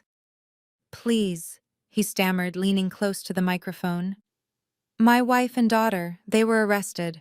It is a mistake, a family misunderstanding. My daughter Nia, she is just upset. You have to get them out. We just need bail. I can call my credit union." The consular officer, a young woman with a face of stone, looked down at a file on her desk. She did not smile. "Mr. Brooks," she said, her voice amplified by the speaker. "I have reviewed the report from the Carabinieri. This is not a simple family dispute. Your wife and daughter are being held on charges of grand larceny, identity theft, and international fraud. The evidence provided by the victim in New York is substantial." "Evidence," Otis choked out. "What evidence?" "Video surveillance of a theft from a private safe." The officer read from the file. "Electronic records of unauthorized flight changes. And a police report filed this morning in Queens. The Italian authorities are cooperating with the NYPD. Because of the nature of the charges and the flight risk, the magistrate has denied bail." "Denied?" Otis whispered, the room spinning around him. "But we are Americans. That does not grant you immunity from Italian law," the officer said, closing the file. "And frankly, sir, the charges are severe. The consulate cannot intervene in a criminal investigation. We can provide a list of English-speaking attorneys, but that is the extent of our assistance. Unless Ms. Brooks decides to drop the charges, your family will remain in custody until their hearing." Otis stared at his reflection in the safety glass. He looked small, old, and defeated. He realized with a terrifying clarity that Nia was not playing a game. She had locked them up and thrown away the key, and the United States government was not going to help him find it. Otis walked the 3 miles back to the Pensione Luigi because he did not have the fare for a taxi. The Roman heat beat down on him, soaking his shirt with sweat and making his heart hammer against his ribs. He felt like a ghost walking through a city of the living. The rejection at the consulate had broken something inside him. He needed to talk to Brad. Brad was street smart. Brad would know what to do. Maybe Brad still had some of the cash Verna had given him for food. They could use it to hire a lawyer, or at least buy a calling card to beg Nia for mercy. Otis clung to this thought like a drowning man clutching a piece of driftwood. Brad was family. Brad would help. He trudged up the 3 flights of stairs to the hostel room, his breath coming in ragged gasps. He fumbled with the heavy brass key, his hands shaking so badly it took 3 tries to unlock the door. He pushed it open, expecting to see Brad sprawled on a cot nursing a hangover. The room was empty. Otis stood in the doorway blinking. The silence was absolute. He stepped inside and the door creaked shut behind him. He looked at the corner where they had stacked the luggage. The pile looked different. It was smaller. Otis counted the bags. 1, 2, 3, 4, 5, 6. 2 bags were missing. The 2 silver Rimowa hard-shell suitcases.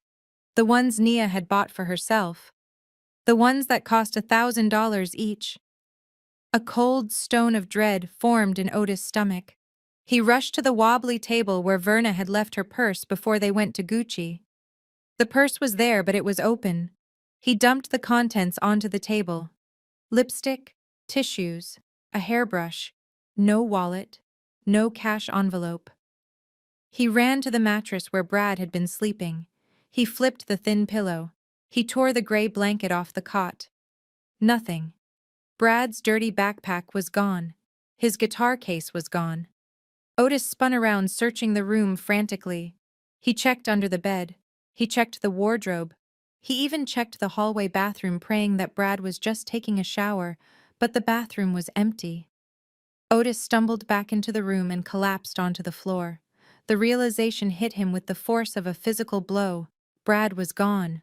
The man who had lived in his basement for 3 years without paying rent. The man who had eaten his food and drank his beer. The man who had shoved Nia to the ground at JFK. He had robbed them. Brad had seen Verna and Tanisha get arrested. He had seen the police car drive away. And instead of coming to help, instead of calling Otis, he had run back to the hostel. He had taken the last of the cash. He had taken the most expensive luggage. And he had vanished into the streets of Rome. Otis put his head in his hands. They had nothing. No money. No passports. No clothes except what he was wearing. They were stranded in a foreign country with no allies and no resources. They had stolen Nia's vacation to live like royalty, but now they were destitutes. The golden child was in a cell. The mother was in handcuffs. And the father was sitting on a dirty floor, realizing that the son-in-law he had defended against his own daughter was nothing more than a thief who had picked their bones clean. They were truly alone. Otis sat on the floor of the empty hostel room, staring at the phone he had borrowed from the sympathetic clerk downstairs. He had one chance, one phone call before the international minutes ran out. He dialed the number he knew by heart, the number he had ignored for years, unless he needed money. Nia's number. The phone rang twice, then 3 times. Otis held his breath, praying she would not send him to voicemail again. Hello? Nia's voice was cool, distant, like she was speaking from another planet. Otis broke. The dam holding back his fear and shame burst open. Nia, he sobbed, the tears running hot down his face. Nia, baby, please. You have to help us. It is a disaster. Brad is gone. He took everything. The money, the bags, everything. Your mother and sister are in jail. They are in a cage, Nia. The consulate won't help. They said the charges are too serious. Please, baby girl. We are sorry. We are so sorry. Just get us home. There was silence on the other end. Otis could hear the faint sound of typing in the background. Dad, Nia said finally, her voice devoid of pity. I told you this would happen. You stole from me. You stole my identity. I know, Otis wept. We were wrong. We were greedy. But we are your family. You cannot leave them in an Italian prison. Tanisha is not built for that. She is scared. Your mother is sick. Please, Nia. I will do anything.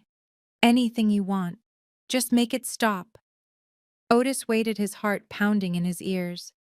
He heard Nia sigh. It was a long, tired sound. I am not dropping the charges, Dad, she said. I filed that report because a crime was committed.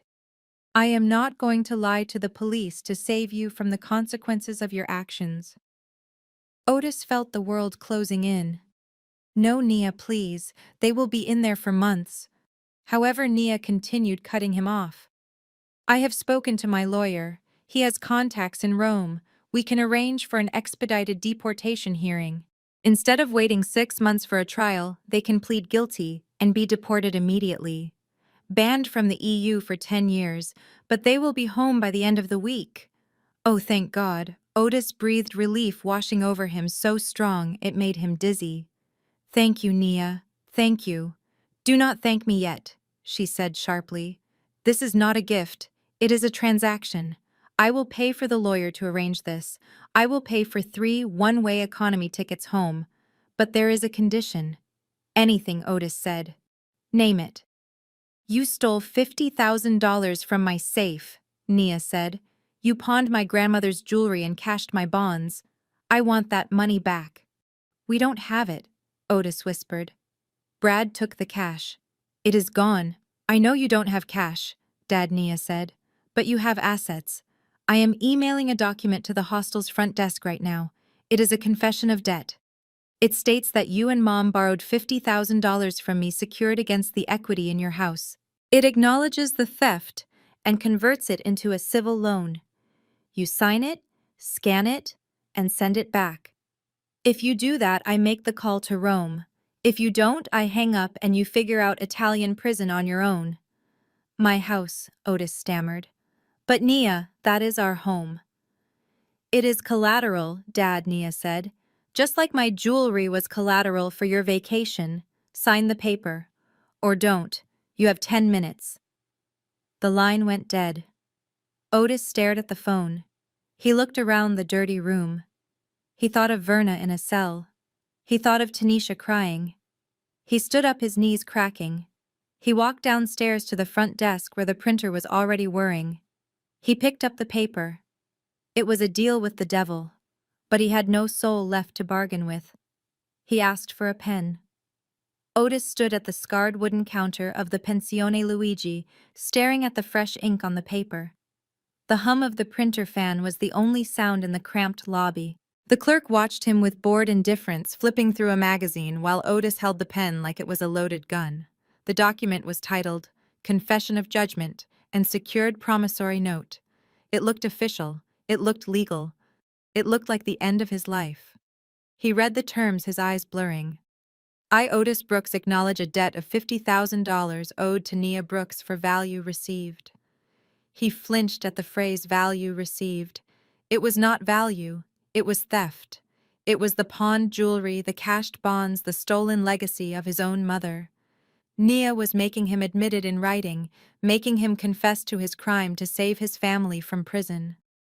Then his eyes snagged on the clause at the bottom. Paragraph 4. Repayment terms. The borrower agrees to repay the full principal amount of $50,000 within 30 days of the date of this agreement. Failure to satisfy this debt in full by the deadline will result in immediate default. Upon default, the borrower agrees to surrender all rights, title, and interest in the real property located at the Queen's address to the lender as full satisfaction of the debt. The borrower waives all rights to foreclosure proceedings and agrees to immediate eviction. 30 days. Otis felt the blood drain from his face. He did not have 30 days. He did not have 30 years. Brad had stolen their cash. Their bank accounts were frozen by the fraud investigation. They were destitute. Signing this was not taking a loan. It was signing a deed of transfer. It was handing Nia the keys to the house. He hesitated, the pen hovering over the signature line. That house was everything. It was where he raised his girls. It was his retirement. It was the only thing he had left. If he signed this, they would be homeless in a month. But then he thought of Verna.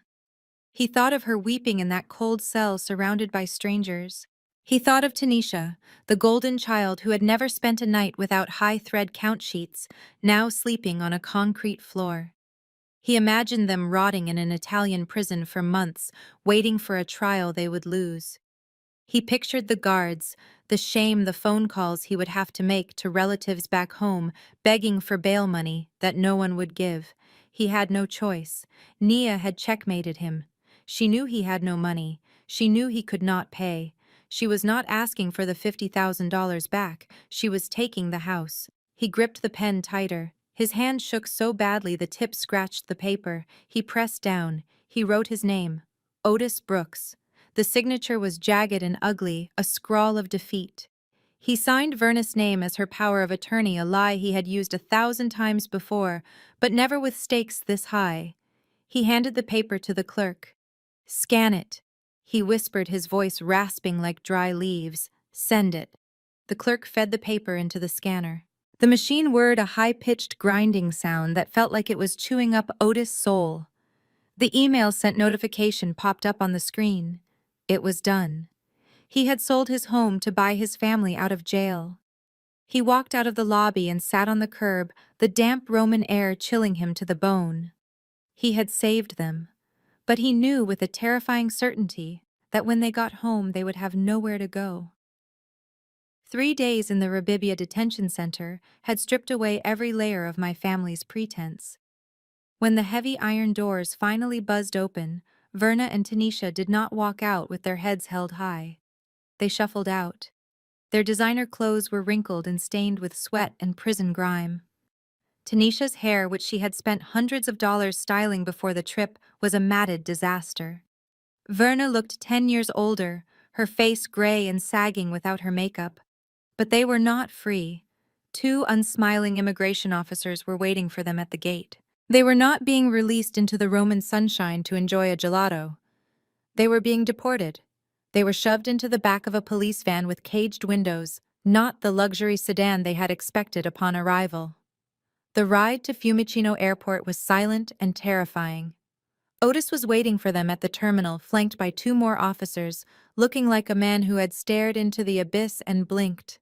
There were no hugs, no tears of relief, just the cold, hard reality of the law. The officers marched them past the duty-free shops they had planned to loot straight to immigration control. The stamp that came down on their passports was heavy and final. Persona non grata. They were permanently barred from entering the European Union. Their Roman holiday had turned into a lifetime exile. They would never see Paris. They would never shop in Milan. They were being kicked off the continent like unwanted trash. Then came the flight. I had paid for their tickets home as promised, but I was not feeling generous. I bought the absolute cheapest tickets available. Basic economy on a budget carrier.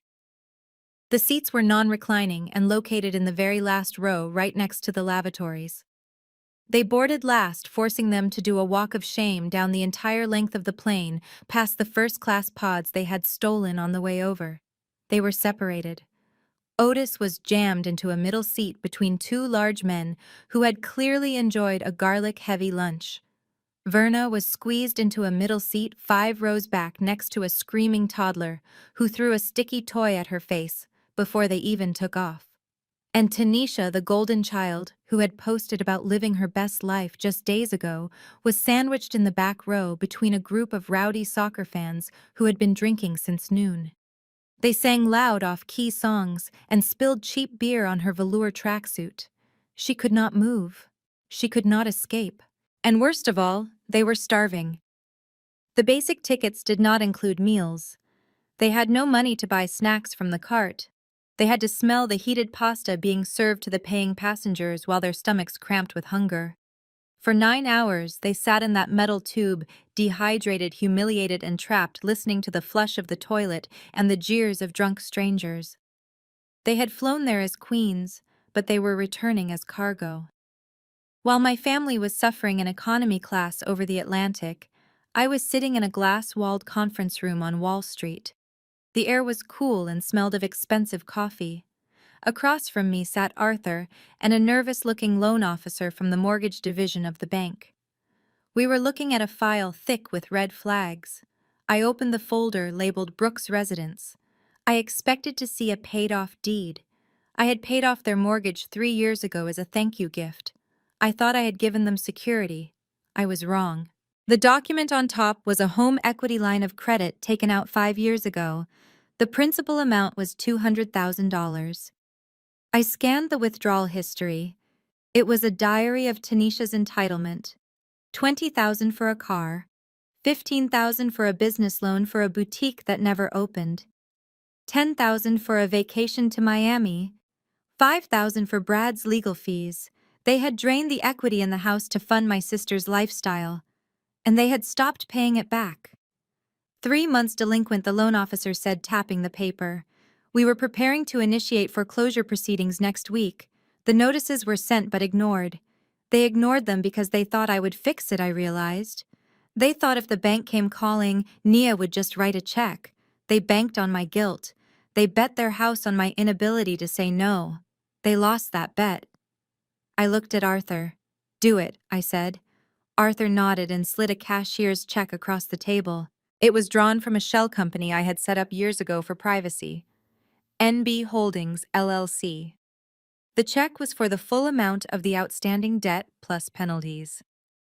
We are purchasing the note, Arthur said, his voice smooth as silk. NB Holdings will take over as the lien holder, effective immediately. We will handle the collections process from here. The loan officer looked relieved to get the toxic asset off his books. He stamped the papers. Sold. I signed the transfer documents. The ink was still wet when the realization hit me. I was no longer just their daughter. I was no longer just their victim. I was their bank. I was their landlord. I held the deed to the roof over their heads. They were flying home thinking they could just go back to Queens and hide. They thought they could cry and apologize, and maybe I would let them stay until they got back on their feet. They did not know that the ground had shifted beneath them. They were flying toward a house they no longer owned. They were flying toward a foreclosure that was personal. I stood up and shook the loan officer's hand. I walked out of the bank feeling lighter than I had in years. I had the deed in my briefcase. I had the power. And when they landed, I was going to be waiting on the front porch, not with a welcome mat, but with an eviction notice. The trap was set. Now I just had to wait for the prey to walk in. The wheels of the budget airliner screeched against the tarmac at JFK, marking the end of the longest 9 hours of my family's lives. They did not disembark with the swagger of royalty this time. They shuffled off the plane, last held back by the flight attendants until every other passenger had exited. They walked into the terminal, blinking against the harsh fluorescent lights, looking like survivors of a shipwreck. Their clothes, the expensive outfits they had worn to impress the Italians, were wrinkled and stained with sweat, and the cheap beer the soccer fans had spilled on them. They smelled of stale airplane air and fear. Verna clutched her purse to her chest, but it was light now, empty of the stolen jewelry and the black card that had been her magic wand. Tanisha looked the worst. The golden child was tarnished beyond recognition. Her hair was a matted mess, her face puffy and red from hours of crying. She kept looking around as if expecting Brad to pop out from behind a pillar with a smile and a stack of cash. But Brad was gone. He was probably halfway to California by now, spending the money he stole from them. Tanisha had lost her fiancé. She had lost her dignity. She had lost the future she felt entitled to. She walked with her head down, trying to hide her face from the crowds, terrified someone might recognize the girl from the viral arrest video. They reached the arrivals hall and the hunger hit them. They had not eaten a real meal in 2 days. The smell of Auntie Anne's pretzels wafted through the air, and Otis actually stopped staring at the display case with a longing that was painful to witness. He reached into his pocket, out of habit, but his hand came out empty. They did not have $5 for a pretzel. They did not have $1 for a bottle of water. They were destitute in the city they called home. Verna tried to rally. She pulled out her phone, her battery flashing red on 4%. She opened the Uber app.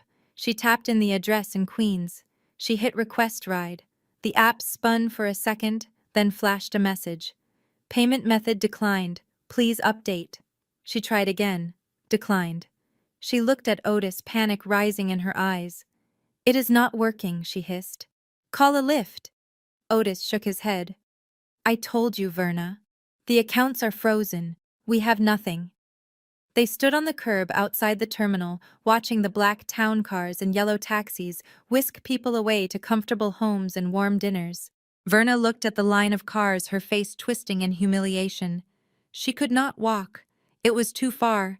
She could not call a friend. She had burnt every bridge bragging about her European tour. There was only one option left. The Q3 bus. It was the ultimate come-down. The bus stop was crowded and cold. They dragged their few remaining bags over to the shelter standing next to exhausted airport workers and tourists on a budget. Verna tried to stand apart to maintain some shred of superiority, but she was just another tired, broke woman waiting for public transit. Tanisha leaned against the graffiti-covered glass and slid down to the ground, burying her face in her knees. When the bus finally hissed to a halt in front of them, Otis had to beg the driver to let them on, promising to pay him back later. The driver looked at their disheveled clothes and desperate eyes and waved them through out of pity. They slumped into the hard plastic seats, the engine roaring beneath them, carrying them back to Queens, not as conquerors, but as failures. They thought the worst was over. They thought they were going home, to sleep in their own beds.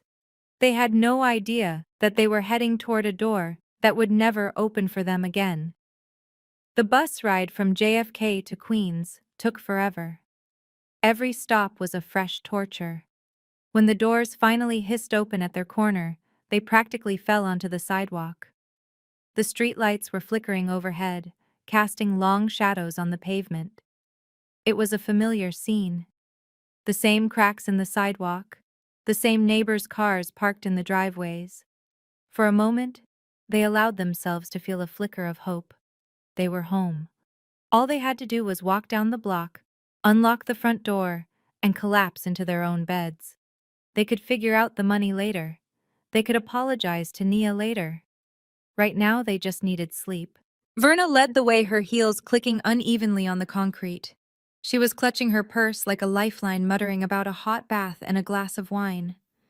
Tanisha dragged her feet behind her, looking at the ground.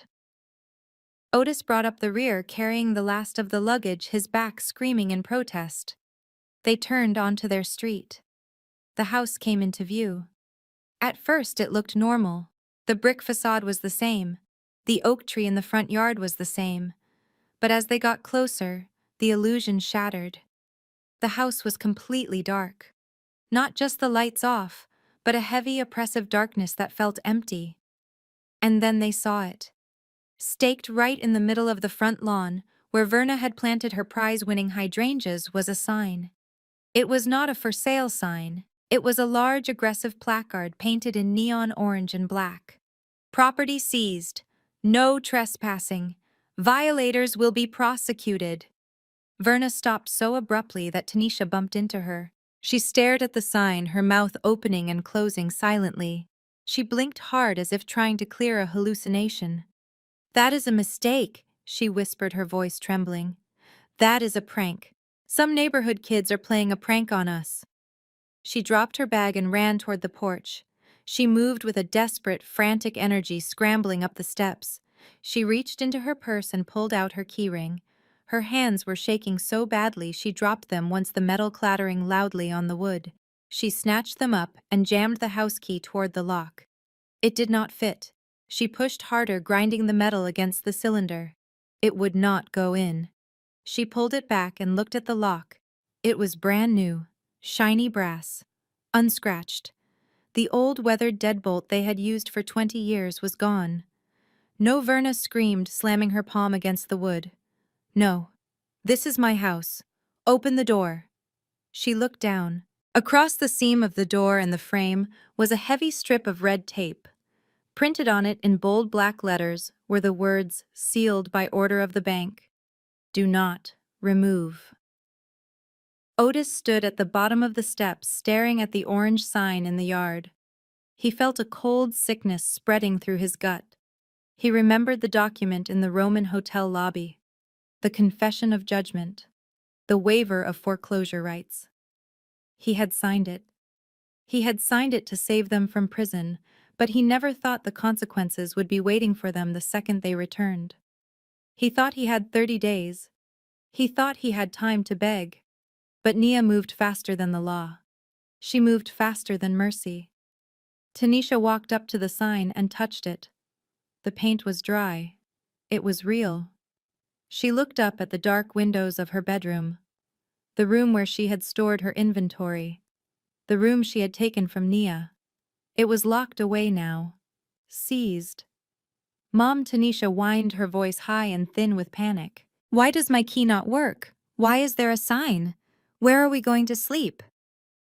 Verna turned around on the porch, her back pressed against the sealed door. She looked wild. Her hair was coming loose from her bun and her eyes were wide with terror. She looked at Otis. Fix this, she shrieked. Otis, break a window. Get us inside. It is cold. I want to go inside. Otis looked at the sign again. Violators will be prosecuted.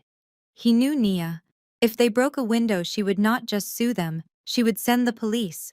They were not homeowners anymore. They were trespassers, and the house they had taken for granted was now a fortress built to keep them out.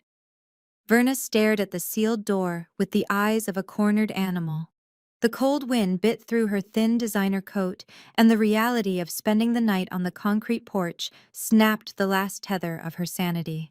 She marched over to the flower bed, where a heavy decorative garden rock sat among the dead hydrangeas. She picked it up with a grunt of exertion, her manicured nails digging into the rough stone. Otis realized what she was doing too late. He lunged for her, shouting her name, but Verna was already swinging. She hurled the rock at the bay window next to the door. The sound of shattering glass tore through the quiet suburban street. It was a violent, jagged noise that set the neighborhood dogs barking. Verna reached through the broken pane, her hand fumbling for the window latch. Get inside, she hissed at Tanisha. Climb through and open the door. Before Tanisha could move, a blinding spotlight flooded the lawn. Red and blue lights erupted from the street, turning the front of the house into a strobe-lit nightmare. A siren blipped once, short and aggressive. 2 police cruisers had been parked just down the block, sitting in the shadows, waiting. I had called the precinct 3 hours ago. I told them there would be intruders tonight. I told them the former tenants were volatile. Step away from the window! A voice boomed over a loudspeaker. Put your hands where we can see them! Verna froze, her arms still inside the broken window. 2 officers emerged from the cruisers, their hands resting on their holsters. One of them was Officer Miller, the same man who had taken my report about the safe. He did not look sympathetic. He looked tired of dealing with the Brooks family. Officer, thank God, Verna cried, pulling her arm back and raising her hands. We are locked out. We lost our keys. This is our house. You have to help us. Officer Miller walked up the driveway, his boots crunching on the gravel. He stopped at the bottom of the porch steps and shone his flashlight directly into Verna's face, blinding her. This is not your house, Mom, he said, his voice flat and authoritative. I have the property records right here. As of 9 o'clock this morning, the title for this address was transferred. The bank foreclosed on the previous owner, Otis Brooks, due to default on a confessed judgment. The property was sold at a private auction. Sold, Verna shrieked. That is a lie. We were on vacation. You cannot sell a house while people are on vacation. You can when the owner signs a waiver of foreclosure proceedings, Officer Miller said, looking at Otis. Did you sign a document in Italy, Mr. Brooks? A confession of judgment. Otis looked down at his shoes, unable to meet his wife's gaze. Verna turned on him, her eyes wide with horror, but Officer Miller cut her off. It does not matter what you discussed. The law is clear. The deed belongs to a limited liability company now. NB Holdings. They have requested 0 tolerance for trespassers. You just broke a window on private property. That is vandalism and breaking and entering. But we live here, Tanisha wailed from behind her mother. All my stuff is inside. My clothes, my shoes. Your tenancy was terminated the moment the title transferred, the officer said. You are not residents. You are intruders. I am going to give you one chance because I know you just got back into the country. You can step off this porch and walk away right now, or I can put you in the back of the car and book you for felony trespassing. Given your recent legal troubles in Rome, I would suggest you walk. Verna looked at the broken window, then at the officer, and finally at Otis. She was shaking with rage and cold. She wanted to scream. She wanted to fight. But the memory of the Italian cell was too fresh. She lowered her hands. She stepped off the porch. She was not a homeowner anymore. She was a criminal on her own front lawn. A sleek black Cadillac Escalade rolled up to the curb, purring like a panther in the dark. The tinted windows were pitch black, reflecting the flashing police lights. The driver stepped out and opened the rear door. I placed one stiletto heel on the pavement and stepped out into the cold night air. I was wearing a white tailored power suit that glowed under the streetlights, sharp and immaculate. I looked like I owned the block because I did. I was not alone. Arthur stepped out from the other side of the car, holding a thick leather briefcase. Behind him, a man in blue coveralls carrying a heavy drill and a box of deadbolts jumped out of the passenger seat. The locksmith. The foreclosure squad. We stood there in a line, a wall of legal and financial authority, facing the disheveled wreckage of my family. Nia Verna screamed. She broke away from the huddle on the sidewalk and ran toward me, her arms outstretched like a woman drowning. "Oh, thank God, baby girl, you are here. You have to help us. It is a nightmare. The bank went crazy. They stole the house, Nia. They changed the locks while we were gone. Tell these officers who we are. Tell them this is a mistake." She tried to grab my lapel, her dirty fingers reaching for the pristine white fabric. Arthur stepped in front of me, blocking her path with his briefcase. "Please maintain a distance, Mrs. Brooks," he said, his voice cool and professional. "My client prefers not to be touched." Verna stopped blinking at Arthur, then looking at me. Her client? Nia? What is he talking about? "Tell him to move. We need to get inside. It is freezing, and your father is about to collapse. Fix this, Nia. The bank is trying to rob us." I looked at her, really looked at her. She was a mess. Her eyeliner was smeared. Her expensive coat was ruined. And she smelled like the cheap hostel soap she had been forced to use. But underneath it all, the entitlement was still there. She still thought she could order me around. She still thought I existed to serve her. She thought I was there to write a check and make the bad men go away. "The bank did not rob you, Mom," I said, my voice carrying clearly in the night air. "The bank followed standard procedure for a defaulted loan, a loan that was secured by a confession of judgment signed by Dad in Italy." Otis looked up from the sidewalk, his face gray. "You told me it was a loan, Nia. You said I was signing for a loan." "I said it was a confession, Dad," I corrected him. "And I said if you did not pay it back in 30 days, the collateral would be seized." "You did not pay. You did not even try. So the bank foreclosed." "But who buys a house in one day?" Verna cried, looking at the sealed door. "Who would do this to a family? Who has that kind of money ready to go?" I walked past her up the driveway. My heels clicked on the pavement, echoing the sound of the gavel that had sealed their fate. I stopped next to the police officer and nodded at the locksmith. "Go ahead," I said. "Drill it out. I want new locks on every door." Verna stared at me, horror dawning on her face. "Wait," she whispered. You bought it." I turned to face them. The flashing police lights painted my white suit in strokes of red and blue. "I did not buy it, Mom," I said. "My holding company bought it. NB Holdings, Nia Brooks Holdings. I am the new owner, and you are trespassing on my property." I stood on the driveway in my white power suit, looking at the people who raised me. They looked small. They looked pathetic. Verna was clutching her chest like she was rehearsing for a soap opera death scene, while Otis stared at the pavement, unable to lift his head. The flashing lights of the police cruisers washed over us, creating a strobe effect that made their fear look jagged and raw. Arthur handed me the black leather portfolio he had been guarding. It was heavy with the weight of their bad decisions. I unzipped it. The sound was loud in the quiet street, like a zipper on a body bag. "You keep screaming that the bank robbed you, Mom," I said, my voice calm and steady. It was the voice I used when I told a CEO their career was over. But banks do not rob people. Banks collect on debts. And when the bank put this house up for auction this morning at 9 o'clock, I was the first and only bidder. I pulled out the deed. The blue legal paper was crisp and fresh, the embossed seal catching the light. I held it up so they could see it clearly. Here is the title transfer. Here is the bill of sale. And here is the certificate of ownership. It is all legal. It is all notarized. And it is all mine. Verna stopped crying instantly. Her mouth fell open as she stared at the papers in my hand. She looked from the deed to my face, trying to reconcile the daughter she had bullied for years with the woman standing before her, holding the keys to her kingdom. You, she whispered the word coming out like a curse. You did this. You planned this. You stole our home. I did not plan for you to steal my identity, I said coldly.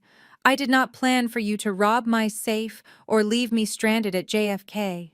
I reacted. I protected my assets, And since you decided to treat my bank account like your personal piggy bank, I decided to treat your house like a distressed asset. I acquired it. Tanisha stepped forward from the shadows. She looked like a drowned rat in her dirty tracksuit, but her entitlement was still fully intact. She pointed a shaking finger at me, her face twisted in disbelief. You bought Mom and Dad's house, she screeched. Are you crazy? How could you do that? You kicked your own parents out on the street. You are sick, Nia. You are actually sick. How dare you? I looked at my sister, the girl who had never worked a day in her life, the girl who stole my vacation and my jewelry. I dare because I can? I said, stepping closer to her until she flinched back. I dare because I have the money you tried to steal. And correction, Tanisha. It is not Mom and Dad's house. It is not your house. It was the bank's house. And now it is my house. So lower your finger before I have the officer add harassment to your list of charges. The look of shock on her face was worth every penny I had spent. She realized for the first time that the rules had changed. I was not the sister anymore. I was the landlord. Arthur handed me the second folder. It was thick, heavy with the weight of 5 years of bad decisions. I did not open it this time. I did not need to read it. I had memorized every line item, every reckless withdrawal, every moment my parents chose their youngest daughter over their financial security. I looked at Tanisha, who was still standing there with her mouth open, playing the victim. She looked at me with hatred, but underneath it was confusion. She genuinely did not understand how this had happened. She thought money just appeared when she asked for it. She never asked where it came from. I took the stack of stapled bank statements out of the folder.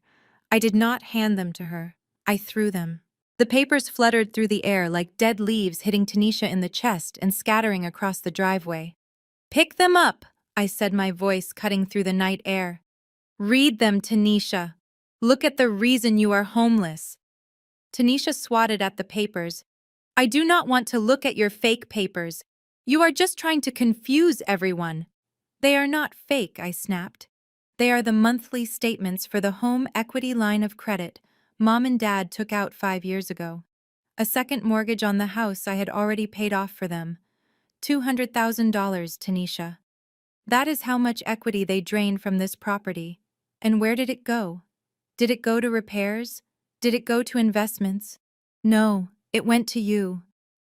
Verna let out a sob, covering her face with her hands, but I did not stop. I pointed at the scattered papers.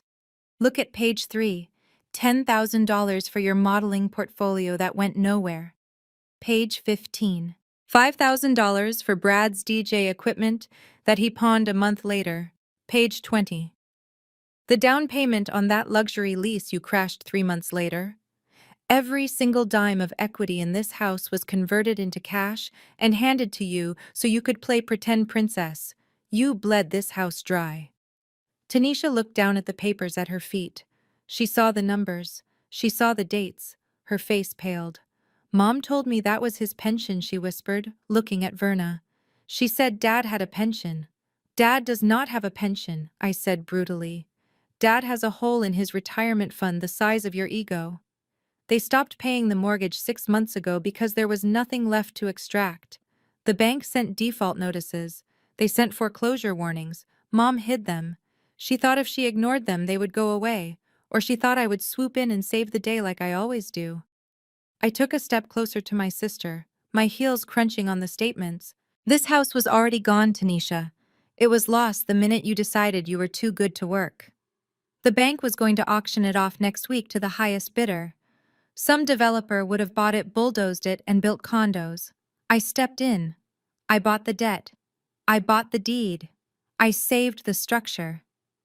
But I am not saving the parasites who live inside it. This house died because of your greed. I just paid for the funeral. Otis stared at the scattered bank statements fluttering on the driveway like the ghosts of his retirement.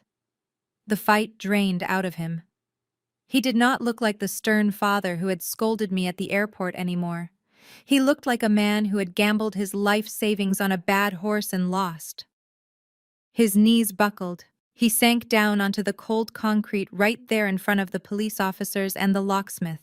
He reached out and grabbed the hem of my white trousers, his rough hands shaking. "Nia, please," he croaked, his voice cracking with desperation. "I know we messed up. I know I signed that paper in Rome. But you cannot do this. You cannot leave your mother and me on the street. We are old, Nia. My back is bad. Your mother has high blood pressure. We have nowhere to go. No one will take us in." I looked down at him. I felt nothing. No pity, no sadness. Just a cold, clinical observation of a man who had finally run out of runway. "You had somewhere to go, Dad," I said, pulling my leg away from his grasp. "You had a paid-off house. You had a pension. You traded it all for a 2-week vacation and a daughter who refuses to work. You made your bed. Now you have to sleep in it. Even if it is a park bench." Otis let out a wail that sounded like a dying animal. But Verna did not join him.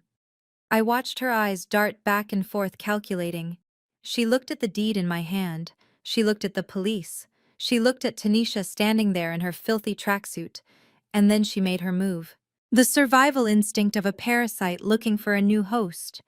"It is not my fault," Verna screamed suddenly, pointing a shaking finger at Tanisha. "It is her. It is all her fault. She made me do it, Nia. She is the one who wanted the vacation. She is the one who needed the clothes and the car. I told her we could not afford it. I told her we should stop. But she cried, Nia. You know how she gets. She said she would kill herself if she did not get that boutique loan. I only signed those papers because I was scared for her life." Tanisha stepped back as if her mother had slapped her. "Mom," she whispered, her eyes wide with shock. "What are you saying? You planned the trip. You told me Nia owed us. You helped me break into the safe." Liar, Verna shrieked, lunging at Tanisha. "You little liar! You manipulated me. You used me. I am an old woman, Nia. I did not know what I was signing. She tricked me. She ruined us. Do not punish me for her greed. Let me inside, Nia. I am your mother. I was just a victim of her selfishness, just like you." I watched them scream at each other, the golden child and the enabler finally tearing each other apart. It was the ugliest thing I had ever seen, and it was the perfect ending to their story. I watched the spectacle of my mother and sister tearing each other apart on the front lawn. It was pathetic. It was the inevitable end of a relationship built on greed and enablement. They were not fighting for each other anymore.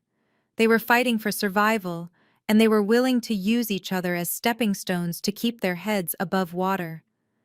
Even Otis had stopped crying and was looking back and forth between them with dull, horrified eyes. The neighbors were starting to come out onto their porches, drawn by the screaming. I decided to end it. "Enough," I said. My voice was not loud, but it cut through their shrieking like a knife. Verna froze mid-scream, her hand still pointing accusingly at Tanisha. They both turned to look at me, panting heavily, their breath clouding in the freezing night air. They looked at the keys in my hand with a desperate, hungry hope. "I am going to open the door," I said, stepping up to the police tape. Verna let out a sob of relief. "Oh, thank you, Nia. Thank you. I knew you would not do this to us. I knew you had a heart." She started to move toward the steps, dragging her feet. "Stop," I commanded. I held up a hand. "I am not letting you move back in. You do not live here anymore. I am giving you a grace period. A very short, very specific grace period. Tanisha wiped her nose on her sleeve. What does that mean? It means you have 30 minutes, I said. I looked at Officer Miller. Officer, would you mind timing them? Officer Miller nodded, checking his watch. 30 minutes starting when the door opens. I turned back to my family. You have 30 minutes to go inside and pack your personal effects. And when I say personal effects, I mean clothes, toiletries, and medication. That is it. But the furniture, Verna stammered. The silver set. The television. My antique vanity. That stays. I said, my voice hard as granite. Everything of value in that house is now the property of NB Holdings. The electronics, the furniture, the appliances, the art. All of it stays. Consider it a down payment on the $50,000 you stole from my safe. You liquidated my assets, so I am liquidating yours. But that is not fair, Tanisha cried. My laptop is in there, my gaming system. You bought that laptop with the money you stole from the home equity line, I countered. It belongs to the house. If you try to take anything other than the clothes on your back, Officer Miller will arrest you for theft. Do you understand? They stared at me in silence, the reality of the situation settling over them like a shroud. They were not getting their home back. They were getting a chance to grab a coat before being cast out forever. Do you understand? I repeated. Yes, Otis whispered, his head hanging low. Yes, Nia, we understand. I turned and walked up the steps. The locksmith had already drilled out the core. I inserted the new key and turned it. The mechanism clicked, a sound of finality. I pushed the door open, revealing the dark, warm interior of the house.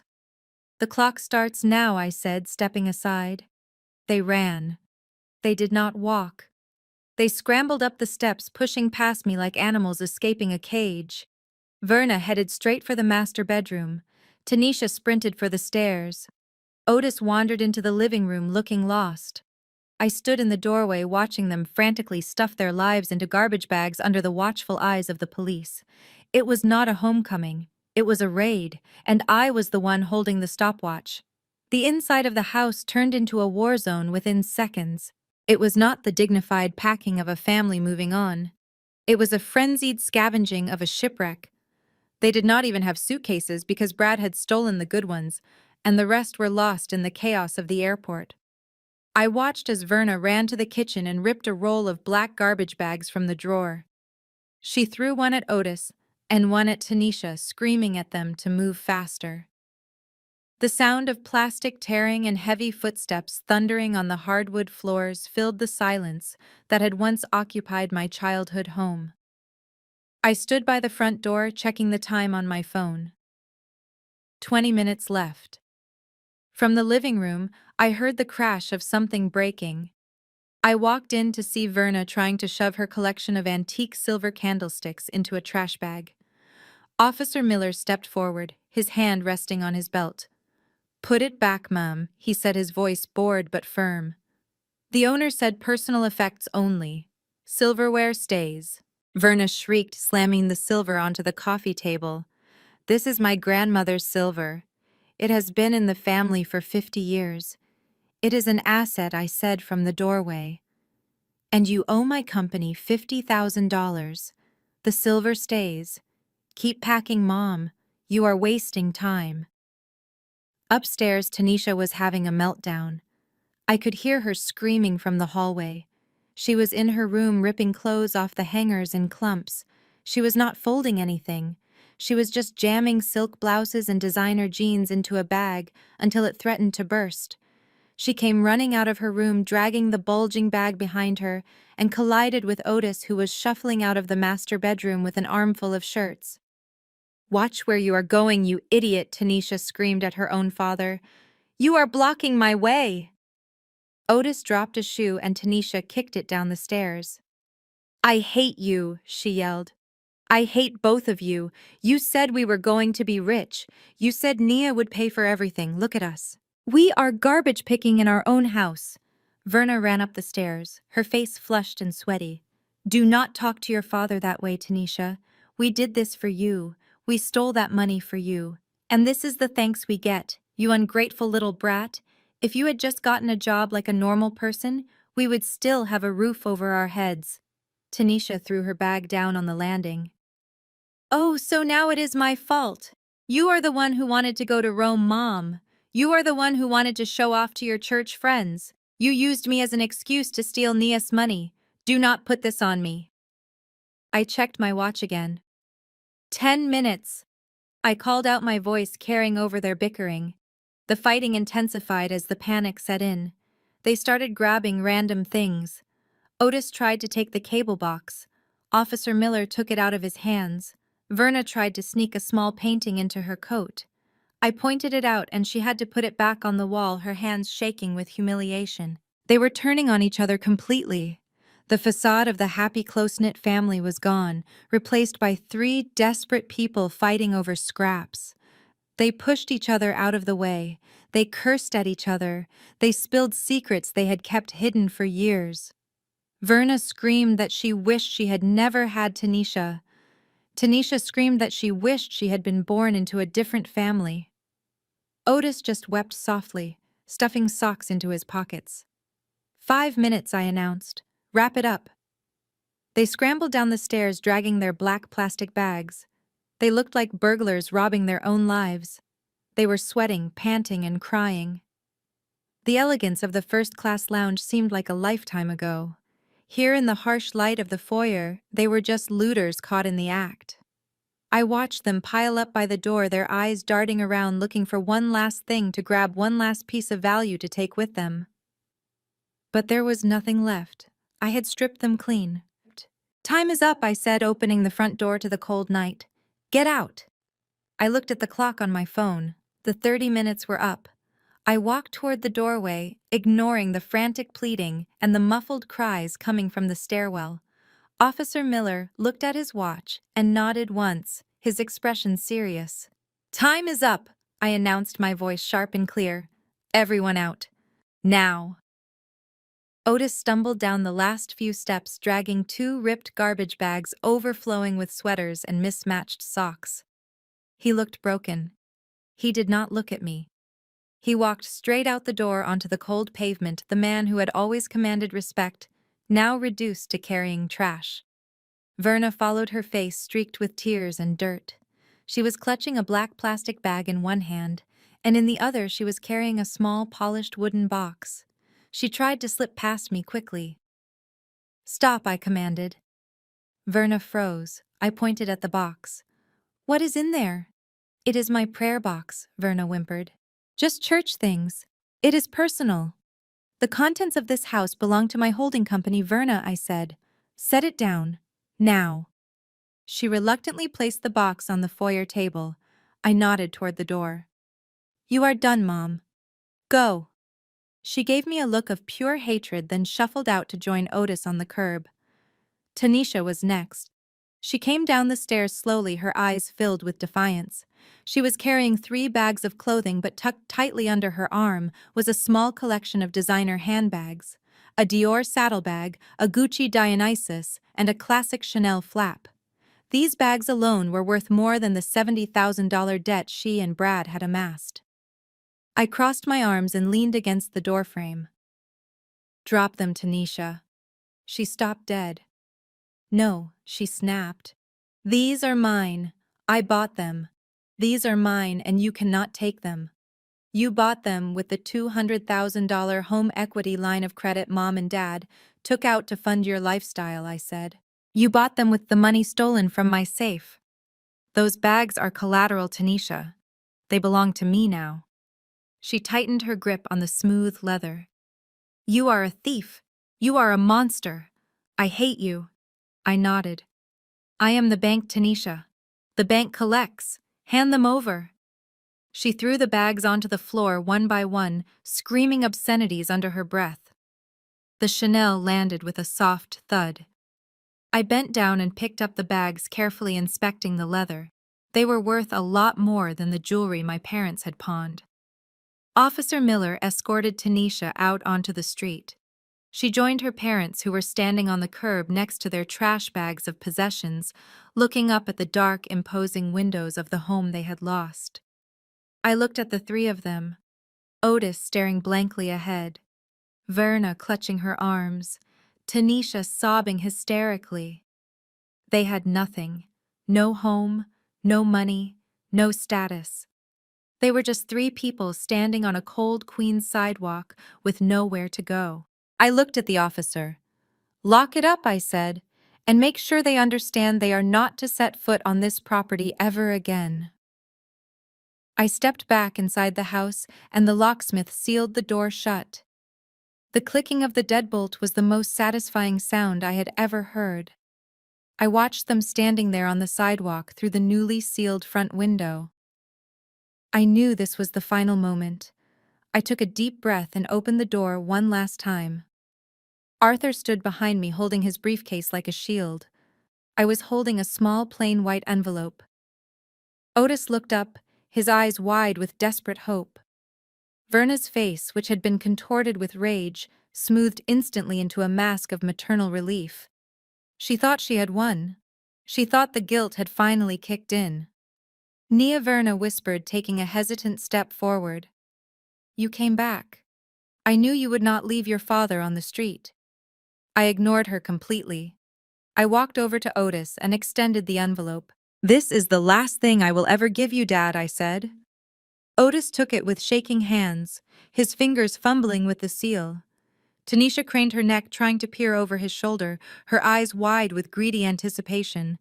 They expected cash. They expected a check. They expected a down payment on a new life of entitlement. Otis tore open the envelope. He pulled out two crisp pieces of paper. The first was a one-way Greyhound bus ticket. The destination was not Miami or Los Angeles. It was a small, isolated town in the Midwest I had specifically researched for its quiet anonymity and tough job market.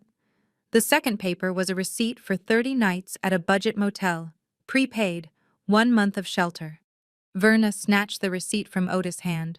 "What is this?" she shrieked. "A motel, a bus ticket. We are not taking the bus. We are not living in a motel. This is an insult." "This is reality, Mom," I said coldly. "That money you stole from my safe is gone. This is the only thing standing between you and the jail cell that Tanisha narrowly avoided in Rome. The police report for grand larceny is already filed. I am just holding the activation button." I looked at Otis. "This is your final chance to start over. The funds will cover your rent for 30 days. The ticket will take you to a town where no one knows the name Brooks. It is a clean slate. You will find honest work. You will not use Tanisha's trauma for pity. You will not beg. You will live honestly. If you contact me again," I continued, my voice hardening, "if you try to return to this city, or if you attempt to use any fraudulent scheme to get money, I will immediately activate the police report for grand larceny and wire fraud. The police will issue warrants. That 30-minute grace period you had inside the house was the extent of my mercy. Do you understand the condition?" Verna looked ready to launch herself at me, but Otis grabbed her arm. He looked at the bus tickets, then at the motel receipt, then at the imposing dark house behind me. He looked at the sealed door that represented all their ruined hopes. He nodded slowly. "We understand, Nia," he whispered, his voice defeated. I did not respond. I turned and walked back up the driveway. I got into my car. I watched them standing there on the curb, huddled together against the cold, holding a one-way ticket to oblivion. The car pulled away, leaving them on the sidewalk to face the consequences they had earned. Otis stood there on the cold curb, clutching the bus tickets. He looked at Verna, who was still shivering, but her eyes had a hard, calculating glint. They had survived. They were going to the motel. But Tanisha was still there. Verna walked over to her daughter, who was huddled miserably over her bags of stolen clothes. She did not kneel. She did not offer comfort. She looked at Tanisha like she was inspecting a piece of debris. "We are leaving, Tanisha," Verna announced, her voice dry and brittle. "Otis and I are taking the bus." Tanisha looked up, her face streaked with dirt and despair. "But Mom, we are family. We have to stick together." Verna gave a harsh laugh. "Family does not steal from family. You stole our peace. You stole our security. You stole the only money we had left. We gambled everything on you being successful and you failed us. This is the end of the line. You are not coming with us." Otis stepped forward, placing a heavy hand on Tanisha's shoulder and gently nudging her away from Verna. "You brought this on yourself, Tanisha," he said, his voice flat and empty. "You stole that money. You ran up the debt. You are the reason we signed the papers. You destroyed everything. You are on your own now." Tanisha stared at her parents, her golden world shattering completely. The mother who had always protected her, always defended her laziness, was now throwing her onto the street. "You are leaving me here," she whispered, her voice barely audible. Verna nodded. "We are starting a new life, a life without debt, a life without chaos, a life without you. You figure out your life, Tanisha. You will not drag us down anymore." Otis pulled his wife away. He looked at Tanisha one last time. There was no pity in his eyes, only resignation. He walked away from his daughter down the street, Verna's arm tucked securely into his. They did not look back. They walked toward the bus stop, leaving their most precious possession to rot on the sidewalk. Tanisha let out a primal scream. She was alone. She was penniless. She was completely broken. She scrambled to her feet, running after them, screaming for her mother, begging her father to come back. They kept walking, ignoring her pleas, as if the sound of her agony was nothing more than the noise of the traffic. Tanisha fell back onto the pavement, clutching the cold metal of her empty suitcase. She had lost Brad, who stole her money. She had lost her parents, who stole her belief in family. She had lost everything. The golden child was abandoned by her own court. She was left on the curb, the final casualty of her own entitlement. 1 month later, the house stood empty but for the dust. The legal paperwork had cleared faster than Arthur had predicted. The furniture, the cheap electronics, the appliances, all of it had been officially liquidated to cover the $50,000 debt and the remaining legal fees. The house was finally mine. And I was going to strip it down to the studs. I hired a demolition crew and gave them one order: destroy the memory. I watched from the street as they tore out the hideous floral wallpaper Verna had loved and ripped up the stained carpet Tanisha had ruined. I wanted every ounce of the toxicity scraped clean. The hammer blows against the drywall sounded like the breaking of the final chains. I walked through the wreckage of the living room, the space where Otis had sat in silent judgment for 20 years. The walls were bare. The floorboards were exposed. I felt a cleansing silence. This house had been a monument to greed and emotional extortion. Now it was a blank slate. I decided it was time to build a new legacy. Not one based on debt and drama, but one based on empowerment. I worked with my firm's nonprofit division to establish a new venture, the Brooks Empowerment Center. It was to be a fully funded safe haven for young women of color who had the talent but lacked the financial security and family support to escape toxic environments. My goal was simple: to create a place that gave young women the resources I had desperately needed at 22 when my own family started sabotaging my future. The mansion that was once used to project a false image of perfection would now be used to nurture actual potential. I poured my energy into the renovation. The former master bedroom, Verna's domain, was redesigned as a financial literacy classroom. Tanisha's inventory room, the symbol of her failed greed, was designated as a career counseling office. I saw the ironic justice in transforming the symbols of their corruption into instruments of genuine change. I personally designed the security system, ensuring this house would be a true sanctuary, a fortress of protection, not manipulation. When the project was complete, the house would not just be structurally sound, it would be spiritually redeemed. It would not be a Brooks family residence. It would be a monument to self-worth and resilience for the next generation of women who were told they were too much or not enough. This project was my true therapy, my final step in paying off the emotional debt of my childhood. 1 year later, the Brooks Empowerment Center was running smoothly. My life had settled into a rhythm of purpose and peace. The legal battles were over. Otis and Verna were living in the small prepaid motel in the Midwest, desperately looking for work. Tanisha was long gone, having fled that town after realizing there was no one left to steal from. They had gotten the consequences they earned, and I had achieved the justice I needed. I had not heard from them directly in months. Until today. I was 35,000 feet above the Atlantic again, heading to the Amalfi Coast this time. Alone. On purpose. I was not wearing a power suit. I was wearing cashmere and sipping a perfectly chilled glass of Dom Perignon. The cabin was quiet, and the leather was soft. This was the vacation I had paid for. The vacation I had earned. I looked out the window watching the clouds drift by, feeling a contentment that had been foreign to me for 32 years. I had nothing to prove to anyone. I thought about the past year. I had not just destroyed my family's facade. I had built a refuge out of their ruin. The center was thriving, helping young women achieve the financial independence my parents had tried to sabotage in me. That was the ultimate triumph. My trauma had become someone else's safety net. My phone resting silently on the mahogany tray table buzzed faintly. I picked it up. Unknown number. But the text message preview was visible enough. Need money for medicine. Your father is sick. Please, Nia. I stared at the screen. The familiar script of guilt and desperation. They were testing the boundary one last time. They were trying to pull me back into the toxicity. They were trying to make me the savior again. I looked down at the notification.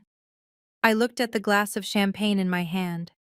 I looked out the window at the vast, endless blue sky. Freedom. I smiled. It was not a smile of anger or triumph. It was a smile of absolute finality. I tilted the screen toward the bubbling champagne. With a slow, deliberate motion, I dropped the phone directly into the glass. The champagne fizzed and foamed instantly, shorting out the screen. The phone was silenced. The connection to my old life was severed completely. I closed my eyes and leaned back in my seat. The light dimmed over the Atlantic. The end. Based on the compiled narrative of family betrayal, the primary lesson centers on self-worth boundaries and financial independence. The protagonist, Nia, learned that unconditional love and support cannot be expected from toxic family members, even in moments of crisis. The greatest power she gained was not revenge, but the ability to enforce strict boundaries and stop funding the dysfunction. Documentation and independent wealth served as the ultimate armor against manipulation and financial theft. True freedom is achieved when you prioritize your own safety and financial independence over maintaining a false image of family harmony. Do not wait for validation. Create your own power and protection. Share your own story of establishing boundaries and finding peace after family betrayal, and subscribe for more stories about reclaiming your worth.